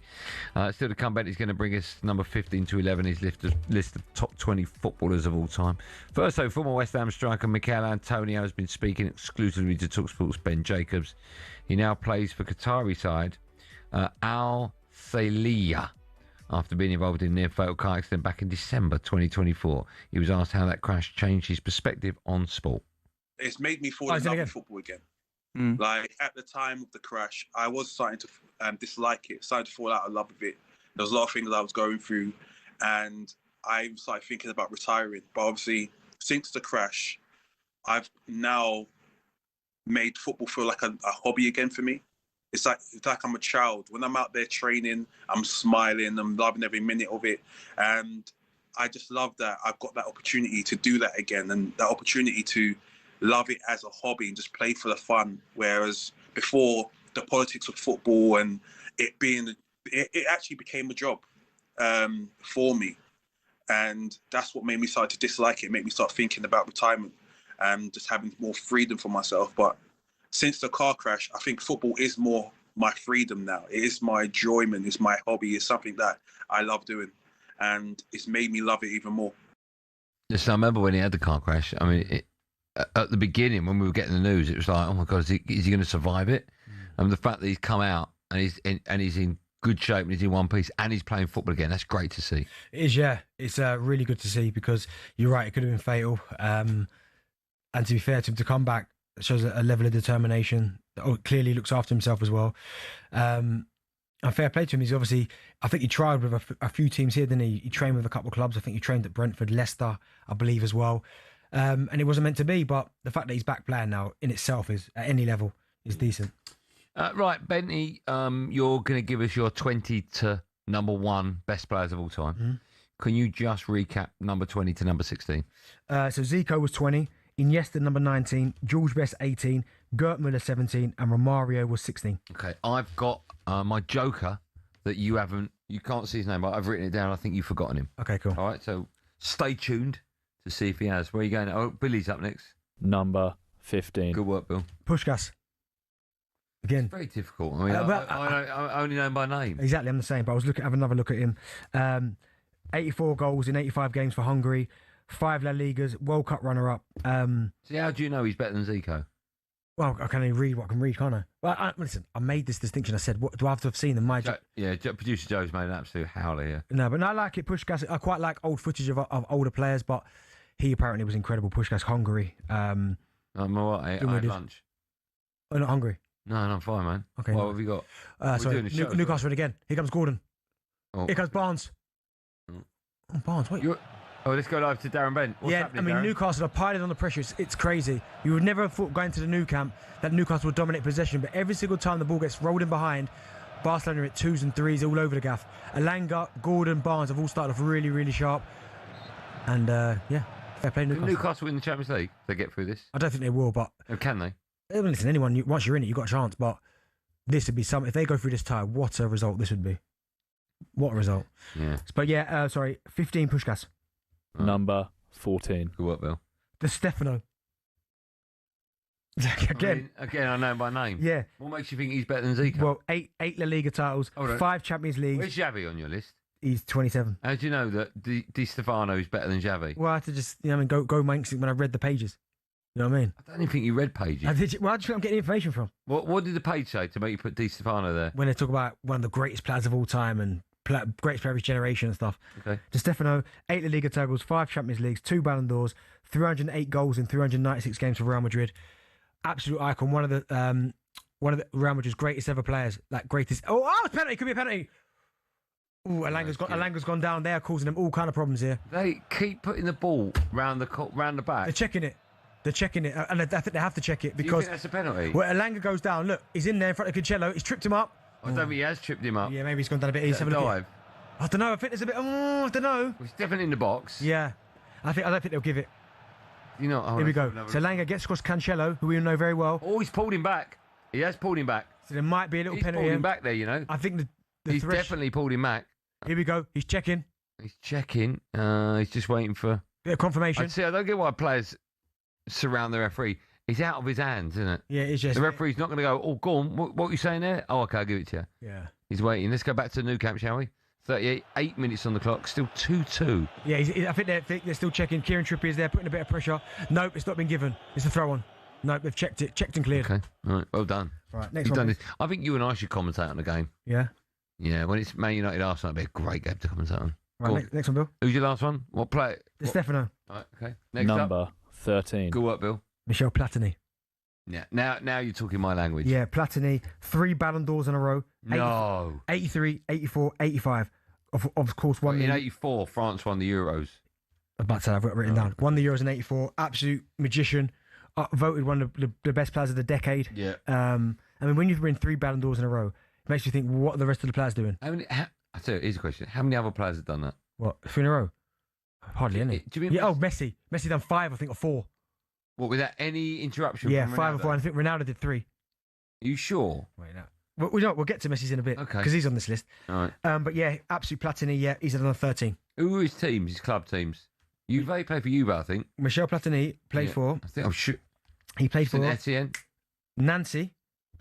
Saint Etienne. Yeah, his main team. Juventus. Juve. He was in there 5 years though. Yeah, it's his main team. Oh my God. Barca 2v1. Rafinha. He's got spare. Lewandowski. Lewandowski, one of the greatest players ever. Misses. Header over the bar. Yeah. This is like a basketball match, isn't it? Great defending from Dan Burn. Dan Burn with an unbelievable challenge there. Yeah. All right, let's go. Keep going. Number 12. Number Well, I feel 12. like you're going through it too quick, Darren. No, we're fine. You rush it. We've got all the time. Remember, we don't have to go breaks whenever we want. 12. Eusebio. Again. I know, but Eusebio, absolutely incredible. I'm not happy with your list. Why? Yeah, but these would be. Di Stefano, Eusebio, Puskás. I don't remember these players. No, but listen, I can only go off what I've read. But Eusebio, yeah, absolutely incredible. Unfortunately, I've not got anything written down for Eusebio because you got nothing written down. No, I wasn't supposed to do every player. But all this reading. Yeah, but Eusebio. Go on, give me some facts about Eusebio. Okay. Brilliant. He played for Benfica, arguably Benfica, one of their greatest ever players. Yeah, so he played in the 68 Cup final against Man United. Absolutely incredible. Didn't he? Yeah. He played against Man United in that Cup final. Okay, beautiful. Listen, his nicknames were very nice. Can I say his nicknames? His nicknames were very nice. Okay, well, listen, his nickname was Black Panther. Yeah. And the Black Pearl. Yeah. That's right. Why would you not be able to? Because some people, are like a bit touchy. Like, I'm not touchy, but No, it's fine. But yeah, apparently incredible. One of the greatest. What's that one? The Black Pearl? Yeah, I've never heard that. The Pearl, one-eyed Pearl. He's considered one of the greatest players of all time, as well as Benfica's best ever player. He is known for his speed, technique, athleticism, and right-footed shot, making him a prolific goal scorer, accumulating 733 goals in 745 game matches. That's good. Yeah, so Eusebio, I've got him at number 12. Right, now you've got one more left. You still not mentioned my wild card. Okay. All right, next one, please, Bill. Number 11. Well done, Bill. Garincha. Oh, mate, you're going back to... Yeah, no, but listen, I have to put him in. I've read it. So Garincha, here we go. Garincha. One of the greatest dribblers. 50s? Yeah, of all time. 58, won the World Cup. 62, won the World Cup. He won the Golden Ball. I think he was the first player to win the Golden Ball, Golden Boot at the World Cup. He was built like a... Yeah, he was tiny though, wasn't he? Yeah. Yes, World Cup victory. One of the only players to win the Golden Ball. Well, the first to win the Golden Ball and the Golden Boot and the World Cup. What's the Golden Ball? So Golden Ball is the best player. Oh, is it? Okay. Yeah, best player in the tournament. Golden Boot is the obviously top goal scorer, and he won the World Cup. Played most of his career at Botafogo. Okay. Yeah, Botafogo, yeah. So Garincha at... Yeah. Oh, I never watched him, but, you know, I can only go off what I read. Garincha, number 11. Yeah. So we've done 20 to 11. Yeah. So when we come back, we go 10 down to 1. Let's quickly head back to the new camp. There's just 3 minutes left of normal time. It's 2-2. And Barca just had a shot, but it was easily saved by your mate Rambo. That's from Lewandowski. Benny, what have you made of the first 42 minutes? What a game of football it's been. I mean, Lewandowski creates a little bit of space there just on the edge of the box, edge of the D. Tries to bend it into that far corner, but Ramsdale gets his body behind it and takes it quite comfortably. But it's been a really good game of football. I'm not quite sure either manager would be quite enjoying watching this because no one's really defensively. I won't say defences are on top. Every single time Barca go forward, like now, they look like they're going to score. And every single time Newcastle go forward, they look like they're going to score. So, I mean, there was a whistle blown there. I don't know why because there's no whistle on the TV, but... In Newcastle guy again. Barnes up against the defender. He's got too much pace. Look at Lewis Hall. I am amazed that this high line Barca are playing. Lewis Hall's in. They constantly get caught. Oh, he's in. That's great. Oh, he tried, Gordon. He tried, but he got pushed into the advertising. It's like a basketball match, end to end now. I don't think either manager would be happy with this at all. No, but as a manager, well, I think Eddie Howe will because they're away from home. They're playing Barca and they're still in it. Yeah, they've conceded 2 and they're still in it. I get that, but I just think at the minute, both teams look like they can score. Need a bit of defensive stability. Like Newcastle could play more defensive, right? Yeah. Because they've got that 3 on the counter attack, so they haven't got to be open. You picked Newcastle to win, right? Yeah. Would you change your mind if I offered you the chance? No. You've seen enough to think they're still going to nick it. In 90? Oh no, it goes Barca. Just as you said that. In 90, you think? Oh no. Was that Dan Byrne again? No. Oh my God, Lewis Hall kung fu kick, like it. Lewandowski with a touch. Nope. And here he goes again. Here comes Harvey Barnes. Honestly. I don't know why you're hearing that whistle. That's a foul. I don't know where that whistle's coming from. I think it's affected it. Yeah. Still to come with Ian Bennett's top 10 footballers of all time. First, a bit of no Googling. We want to know who's the only manager to reach the Champions League final in consecutive seasons with 2 different clubs. I think we did. No, we didn't. That's a great question. Only manager, Champions League final, consecutive seasons, 2 different clubs. I'll tell you, you can text in your answer. I'll give you a little shout if you get it right. The answer to that and more coming up right after this.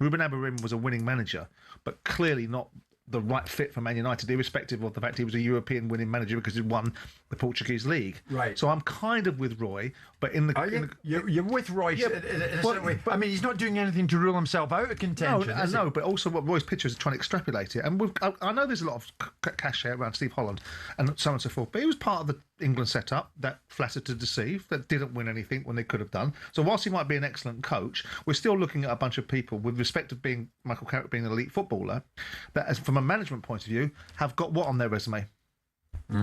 So it's part of the conversation, not the only part of it. But if Carrick goes to the end of the season and United finish 3rd, or even, dare I say it, catch City and finish 2nd, then there's going to be a clamour of people suggesting that he's proven himself, that he's had 18, 19 games, and out of that 18, 19 games, or however many he's had, he's done X, Y, Z.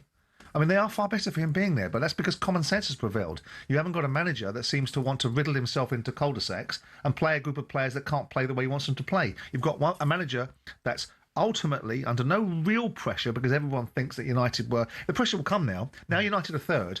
Now the pressure's now because everyone's going to expect. United fans are going to go, you better finish inside the top 4 now because you're there now. But yeah, I take on board what Simon's saying, Martin. But if he secures Champions League football for United, what exactly is going to rule him out? Yeah, What's going to rule him against? I get it. I do. Roy's a respected voice, and I do take the point that this group, pretty well the same group of players, finished quite low down the table.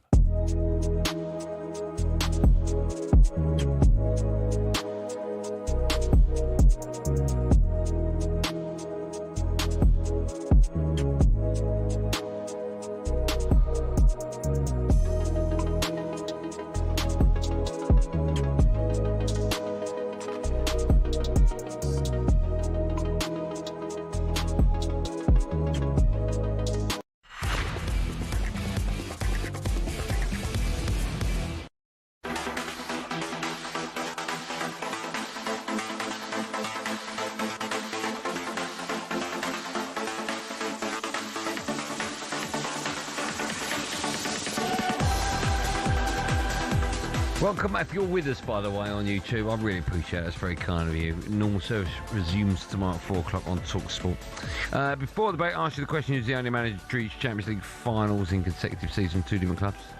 Any idea, D? Rafa? Thomas Tuchel, PSG and then Chelsea. Oh, yeah, I think the PSG one where they lost in the bubble. Okay. 2020, yeah, that's right. And then they won Chelsea. Oh, Barca, and it's a pen. It might be a pen, this. Okay, let's go live to Newcastle. Darren Bent, what actually happened? Or Rafinha looks like he's about to go in and tap the ball in, and he looks like he's bundled to the ground from behind. I'm not quite sure he would have got there anyway. It's suggesting he was held. Yeah, but I think they're checking it. They are checking it. Let's have a look now. So it's a great ball down the line. I think it's Pedri. And yeah, Trippier, I mean, it's a foul. It's a pen. Trippier is holding him like crazy the whole way. If he gets away with this, he's done well. Well, he won't get away with it. Because the whole time the ball he's going to go look at it, isn't he? Yeah. I think it might be a red as well. Is the night? Be horrific. What a terrible way to go in at half time. Do you know what I don't understand, right? Yeah. This Trippier is experienced, and if he gets away with it, it's fair play, right? But look how long he's holding him for. Look, he's got him there. It's a pen. Look, it's a pen. Yeah, there's no way he can get away with that. Here we go. Oh, do you know what? I think the ref might not give it, No, he's still waiting. I think he's talking to Trippier. Or Trippier. He's off. Yeah, he's going to check the monitor. Of course, it's a penalty, and it's a red card. Yeah, so the referee's running over to check it on the monitor. But you can't, once you watch it replay, you can't not give a penalty. No, I mean, I'm not quite sure Rafinha would have got on the ball anyway. Well, okay, but he's been held back. But he's been held back regardless, so why does that whistle keep going off? I don't know what that is. So to give you an idea that Trips and... Look, there, he's got him. Look, there's blatant. Look, just leave him. They're running from the penalty spot to the edge of the 6-yard box, and Trips is holding his arm for that entire He holds it for about 3 seconds. Just let go. Yeah. Look. I mean, it's so blatant. Yeah, it's got to be a penalty. Referee's seen it twice. That's enough. Goes over it. Red card. Oh, no, yellow card. Yeah, Tyndall. Jason Tyndall's been booked. So, yellow card to people alongside the ref. Yeah, Jason Tyndall and Eddie Howe's coaching staff. But I don't know how you don't give that. Oh, he's watching it again now, the referee. Very bizarre. He's watched it about 8 or 9 times. They keep replaying. Yeah, he's off. It's definitely a penalty. Yeah, so the referee's blown his whistle. Here we go. So he's given the penalty. He's given the penalty. And he's obviously going to send him off. Yeah. Oh, no, it might be double jeopardy. He's given the yellow. Okay. Well, it's still awful news for Newcastle. Yeah. I mean, it's better. He's just been caught up in the moment Trips, right? Yeah, he's panicked. He's known that he's seen Rafinha. Well, what do? You've got 2 options. You hold him back. So if he misses the penalty, it's the right decision because he would have scored. I would have left it and just kept it. But as a yellow card, you could tell you sacrifice that. Yeah, you'll take that. Yeah. I mean, I just don't know what. Look, he's holding him the whole way. It would have been a goal. It would have been a goal, D. Yep. 100%. Yeah? Yep. Okay. Where should we go? Should we wait for the penalty? Do you want to wait for the penalty? We should do that. We're on YouTube. We'll do what we want, D. I'm going to have a little sip of water while you talk to everyone. I think it's probably going to be Lewandowski that takes the pen. I'm not quite sure what Trippier is still arguing about because he seems to be pushing people away, but Rafinha's got the ball in his hands. I'm guessing it's one of them ploys where just as the referee blows the whistle, he'll walk up to the spot and give the ball to Lewandowski. Lewandowski's one of the greatest penalty takers of all time, one of the greatest players of all time. There's no one on the planet he's giving this up. Where do you put this ball? Oh, is Rafinha going to take it for real? Yeah, he is, yeah. Oh, Lamine Yamal's taking it. Where'd you put it? He'll send the goalkeeper the wrong way. Well, your mate, Aaron Ramsdale in goal. Just cleaning his boots, kicking out all the mud on the side of the post. What, on the post? On the post. Here comes Lamine Yamal. I've got a funny feeling he's going to get saved by Ramsdale. Ramsdale's bouncing around his line. Lamine Yamal takes a deep breath, takes a slow run up, little stutter, and Ramsdale nearly saves it. But it goes the right way, but Lamine Yamal hits the ball, probably middle side netting to the goalkeeper's left. It's a really good penalty. Yeah, 3-2 Barca lead, 4-3 on aggregate. There's about a minute left of added on time in the first. You know what? I think that goes through his hands, you know. Do you? Yeah, I think it might go He'll through. be disappointed with it. Yeah, potentially. All right, let's have a look. We're going to see a replay. 5 goals in 8 matches for Lamine Yamal. How old is he now? He's only about 15, isn't he? He's been playing. Is that Mbappe? Remember Mbappe? Yeah. But no, Bellingham's the one. Yeah, Bellingham's like 21, isn't he? Nah, I think he's still about 16 or something. Yeah. I mean, Lamine Yamal's just frightening, isn't it? Frightening. Ridiculous talent. The guy's so much. It could be your boy soon. Yeah, I mean, listen, he's having a little dance there. Maybe that's one thing that's maybe he's not got in his locker. But yeah, everything else he's got. Okay, we're not going to see the penalty. Well, we're not seeing the penalty. Ramsdale not happy with that. Maybe TNT taking 8. Here we go. Oh, he gives the ball to Lamine Yamal. We didn't need to see that. Yeah, you don't need a slow-mo of someone handing a football to someone. Here we go. Goes there. Yes, he's there, you know, Rambo. He's not far away. Look, I don't think it goes right in the corner. Look. He's there, man. He touches it. Told you. Yeah, I'll be disappointed with that. Like, it's not the best penalty in the world, that. Right, Benty has been giving us his countdown from 20 down to 1 for his best player of all time. We've currently got to number 10. Is that right? Yeah, we're at 10 now. Okay. Number 10. Good work, one more, Billy. Marco van Basten. Yeah. Yeah, Van Basten. By the way, you've still not called my player. Okay, Van Basten retired at 28, sadly, but before the age of 28, 3 Ballon d'Ors he won, times 2 European Cups, and he won obviously 88 with the Netherlands, and he won the Golden Boot in that competition. Arguably one of the greatest volleys we've ever seen, ever, in the history of football. Yeah. From that angle, you shouldn't be shooting from there. If anything, it's quite greedy that he shot from there. Yeah. But incredible, yeah. Marco van Basten had to be in there. One of my favourite kind of strikers growing up watching him. That kit, by the way, 88, one of the greatest international kits of all time. Yeah, the Dutch, yeah, beautiful. But yeah, I had to put Van Basten in. So he's You've been to Holland? Yeah, loads of times. Have you ever won? Played football there. Okay. Collected some trainers there as well. Did you? I told you. We were talking about the other I sent the picture of me outside the shop. Yeah. Shout out Prime if you're listening. You're probably not, but yeah. Yeah. So yeah, right. Unbelievable. He did like an hour and a half taxi to get some trainers. They phoned you up. Yeah. What ones were they? Do I know? Albert Heijn, Air Max 1. Okay. Beautiful. Still got them? Nope, sold them. That's worth doing. Yeah. Okay. Right, here we go. Number 9. Good work, Bill. Probably the one that gives me the most pleasure on this list. Ronaldinho, number 9. Just gets in. Absolutely. Most overrated player of all time. Absolutely incredible. Arguably, not even arguably, the greatest natural player we've ever seen in terms of natural ability. I'll give you that. Absolute. Could dribble, shoot, pass, create, quick, strong. Only for 4 years, though. Don't matter. Won the World Cup, brilliant. 2002. Won the Ballon d'Or. Won the Champions League. I mean, played for Barca, played for AC Milan. And talk about, we talk about the world today and people not smiling, it being a tough place. When you watch Ronaldinho play, you couldn't help but smile. Soccer AM, Showboat will never be the same without him. Would you swap him for Thierry Henry? No. Not for Arsenal, no. Are you nuts? No, not for him, no. You're so bleak. You think I'm bleaker with Beckham. No, you are. You wouldn't swap Ronaldinho for Thierry Henry. No. Why? Just because for such a long time, 9 years at Arsenal, Thierry was 8 or 9 years. No. That doesn't make any sense. Have you ever seen Dino's goal on his debut for Barca? He gets it from the goalkeeper. He dribbles. Gets outside the edge of the box and smashes this ball from about 30 yards on the side of the bar. You have to show me that. Probably one of the only guys as well to get a standing ovation at the Bernabeu. You have to show me that. What about his goal against Chelsea? The toe punt. Yeah, it was unbelievable. See, listen, great player, but no longevity there. No That's longevity. my problem. But for 4 years was arguably one of the greatest players we've ever seen. Yeah, okay. Now, probably no one. And you'd still have him. You still have Henry over him. Yeah. Do you know what it is, right? For 4 years, and I get it, Messi, Ronaldo, these guys have got the numbers. But you look at ability for the 4 years. I don't think anyone's been better than that in terms of what he was giving you. Yeah, okay. Yeah? So Dino at 9. Number 8. Who's the fella that played for QPR? Del Torre. Oh, yeah. He was unbelievable. I'm not putting him anywhere near him, but he was unbelievable for that year in the Championship. Yeah, go on. Sorry, what was that, Jack? Number 8. Can I hear it again? Number 8. Thanks, Bill. Franz Beckenbauer. Yeah, the Kaiser. Yeah, he's in there. He had to be in there. Modern day sweeper. Won the World Cup. Won the European Cup as well. Ballon d'Or. Euros, European Cup as well. The list is endless. I don't know why. When I used to watch old videos of Germany, or West Germany, of course, back then, all I can remember of Beckenbauer was him playing with his arms strapped. Yeah. That's the one image in my head. Like, I know how great he was. I was against England. Yeah, Quarter-final, dislocated his shoulder. Yeah, and he's just running around with... I mean, how'd you play on with that?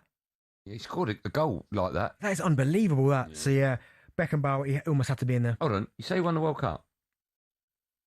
What year did he win that? I must have been 74, beat Holland in the final. I don't know if he played in that game.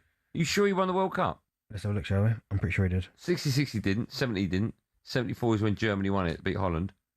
FIFA World Cup 74. Oh, there you go. Yeah, it was on this. Right. I thought it was, yeah. So, yeah, I've got Beckenbauer at 8. All right. Jack? Number 7. Good work, Bill. Johan Cruyff. 7.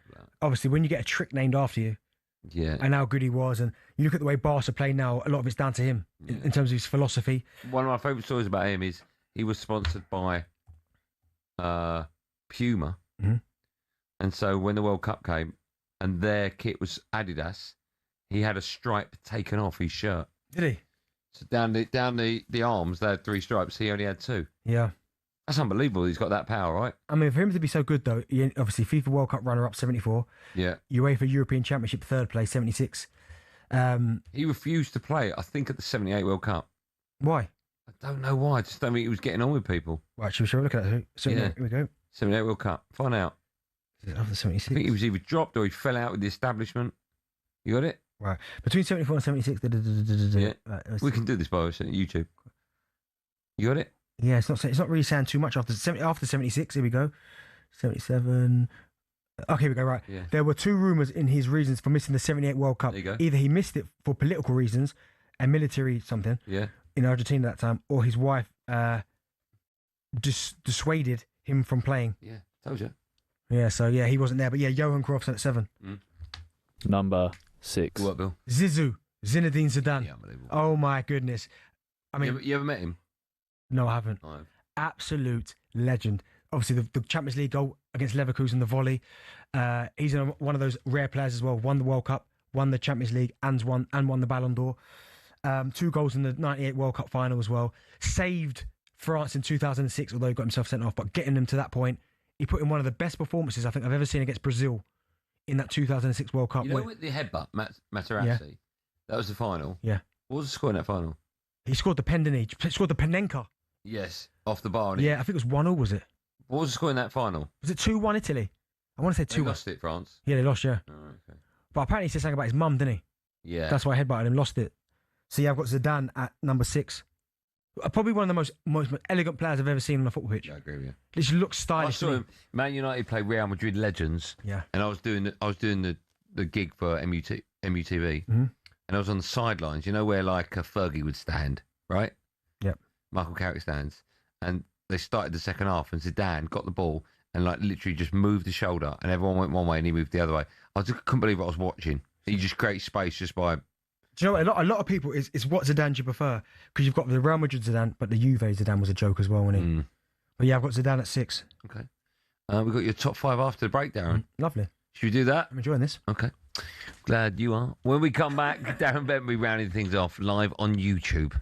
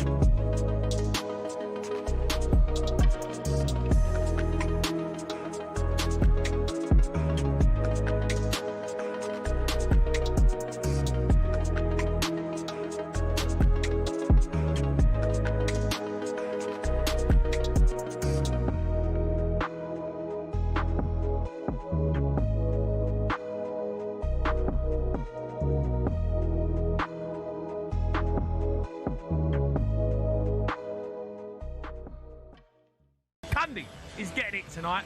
A shocking week for the Chelsea. What do you mean? Pumped. They got slapped by PSG. What do you mean? Got slapped by Newcastle. And then got slapped with a transfer ban. What do you mean? It's been a slapping week. Slap, slap, slap, slap, slap. Chelsea, slap. Kitty calls it, you want to have your say. 03 717 22 33 44.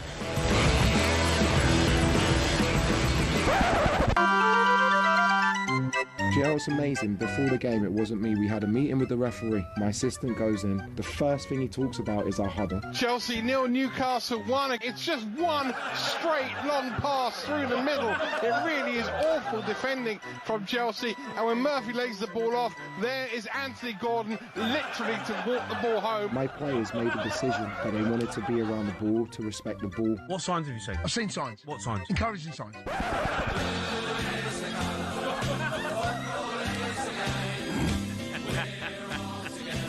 What's happening?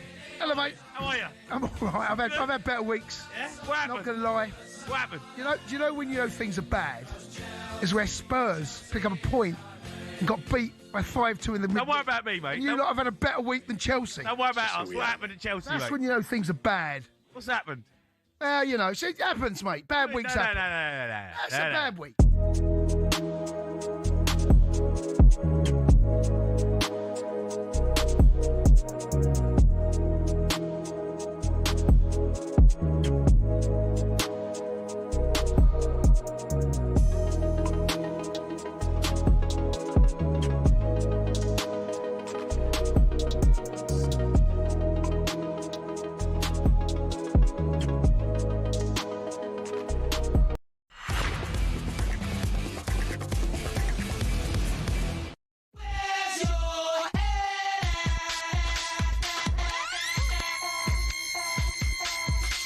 British Champions League drive on talkSPORT. Me, Andy Goldstein Bent alongside right now on your radio. You can hear Barca against Newcastle. It's currently 3-2 to Newcastle. What's that? 4-3 on aggregate.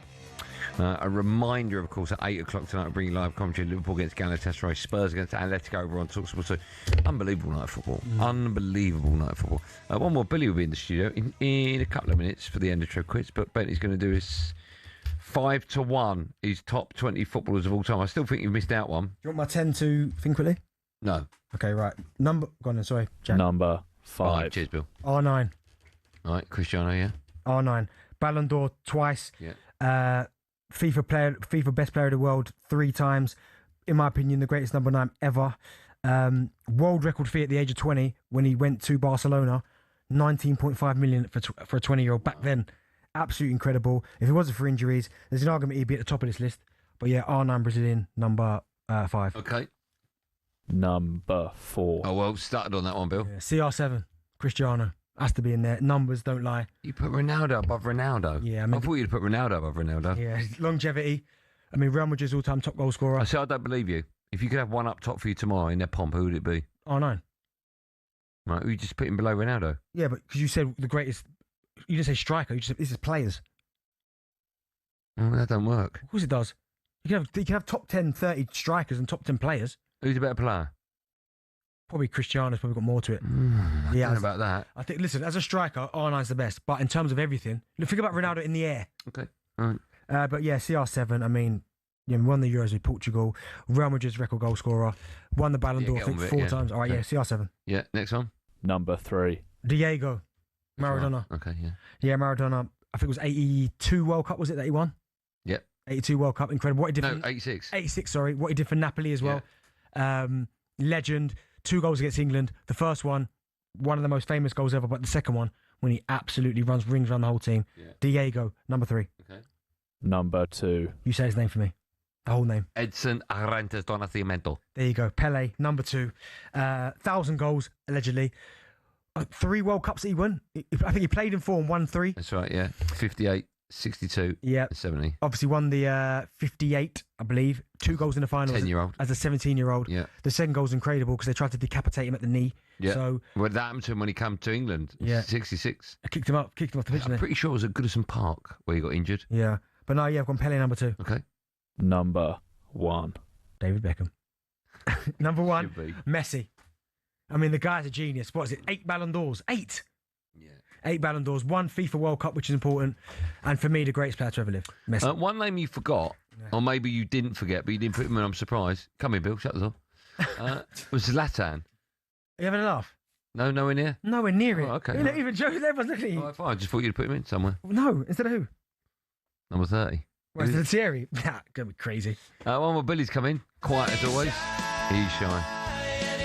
He does look like he's 10. Hey, Bill.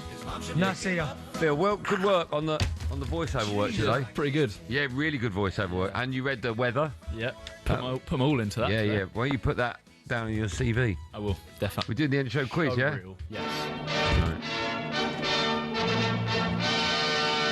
I won't ask about your day because no one cares. Yeah, and also true. no one can hear because we're on YouTube. Yeah, that's very true. Yeah. Do you want to know what we're doing, though? Yeah, I'd love to. We're on YouTube and the telly right now. Same thing, yeah. Go on. So, not really. The quiz is about YouTube. No, it's not the same thing. YouTube and the telly. Okay. Andy, do you want to go first? Yeah, I'd love to. Yeah. What was YouTube initially released as? What kind of website? Well, I don't really understand. Hey. What website was it originally? Like an adult one. The stuff Betty watches. Do you want some options? Yeah, quickly. Dating site, shopping channel, adult site. Shopping. I think it's adult. It's dating. Same thing, right? Same thing, innit? Yeah. It was called Tune In Hookup. What was last bit? Tune In Hookup. Oh, Hookup. Yeah. Okay. YouTube. How's it going to date, love? Go on. Yeah. Benty, who invented YouTube? Give me his name. I know his name. Go on. Steve Chen, Steve Irwin, Steve Coogan. The first one is Chen. Yeah. Why don't you put like Dave YouTube in there or something? Man, just give me the other two names. Sorry. Steve Irwin is the crocodile hunter, right? Yeah. And who's the other one? Steve Coogan. Alan Partridge. Yeah. It's 1-0 Bentley. Thank you. Yeah. Andy, which EastEnders character, we've moved on to telly now. Yeah, okay. Appeared in the most episodes, or has appeared. I know that is. I can say that right now. Does it go on offer? It might be Ian Bill. No, it's not him. I know it is. Oh, calm down.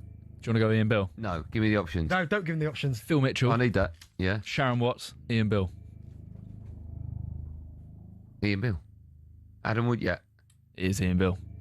That's unbelievable knowledge, isn't it? You know what? 3,000. And that's his name, isn't it? Adam Wood, yeah. I'm all over the gaff because I was thinking Bill Roach. It's Corey, innit? Ken Barlow. Jeez. Benty, Alan Brazil often says YouTube to people. Yes. Name 5 more famous Allens. Go, quick. Shearer. Sugar. Yep. Alan Boxic. It's Alan. No, that's still the case. It's spelled differently. It's not. He's got an I. Alan Armstrong, played for Ipswich. Joe knows. God, is he not famous though? He is. Alan Lee, played for Ipswich striker. Should have banned Ipswich players. And Alan Jefferson. Who's he? Quarterback. Thank you. Could be right, to be fair. Yeah, not sure. I thought you were going to go Alan McAnally. Oh, sorry, Alan Iverson. What a basketball player he was, by the way. 76ers. Again, spelled differently. 2 L's. No, it's Alan. Alan. 2 L's. Yeah. Alan Partridge. Yeah. Alan Pardew. Andy, Samsung recently released the largest TV of its kind. That's right, I remember it. How many inches is it? Personal, isn't it? Someone's just turned on YouTube there, and I now go, I know it's bigger than 12 inches. You can have a 99, 130, 250. Probably 250. Right. You went like on your no. You went like that on the last one. Did I? Yes, that must be the answer. 250. Yeah. No, it's 130. I've got too big on that. Okay. No, Yeah. really, no, Some no, blokes no. just walk down the gangways with a full. Welcome, Jack. Well done, Jack. Well done. Coming in right at the end. Benty, which of these was a dog in EastEnders? Clifford, Wellard, Wellsoft. Wellard, bro. Come on. Wellard. Yeah, it is. What's his name? Ricky. You know, Not Ricky. What's the Dean Gaffney's dog, wasn't it? You know there was a little Willie in EastEnders. Really? Yeah, that was Dot's dog, Willie. That's true. Yeah, we've got time. We've got about 5 seconds. Yeah. One more question.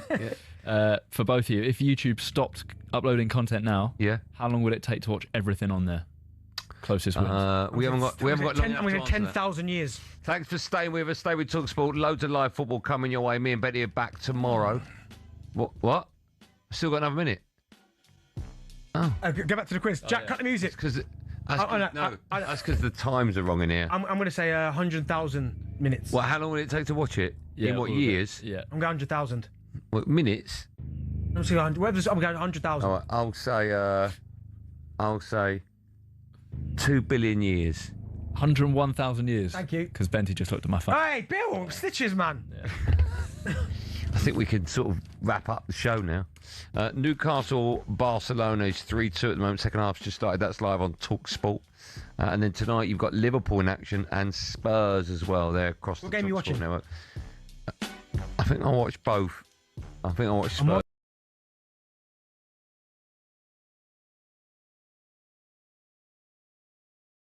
Thanks for staying with talkSPORT. If you came over to YouTube, Very kind. Good work, everyone. Have a lovely evening. See you tomorrow at 4 on talkSPORT.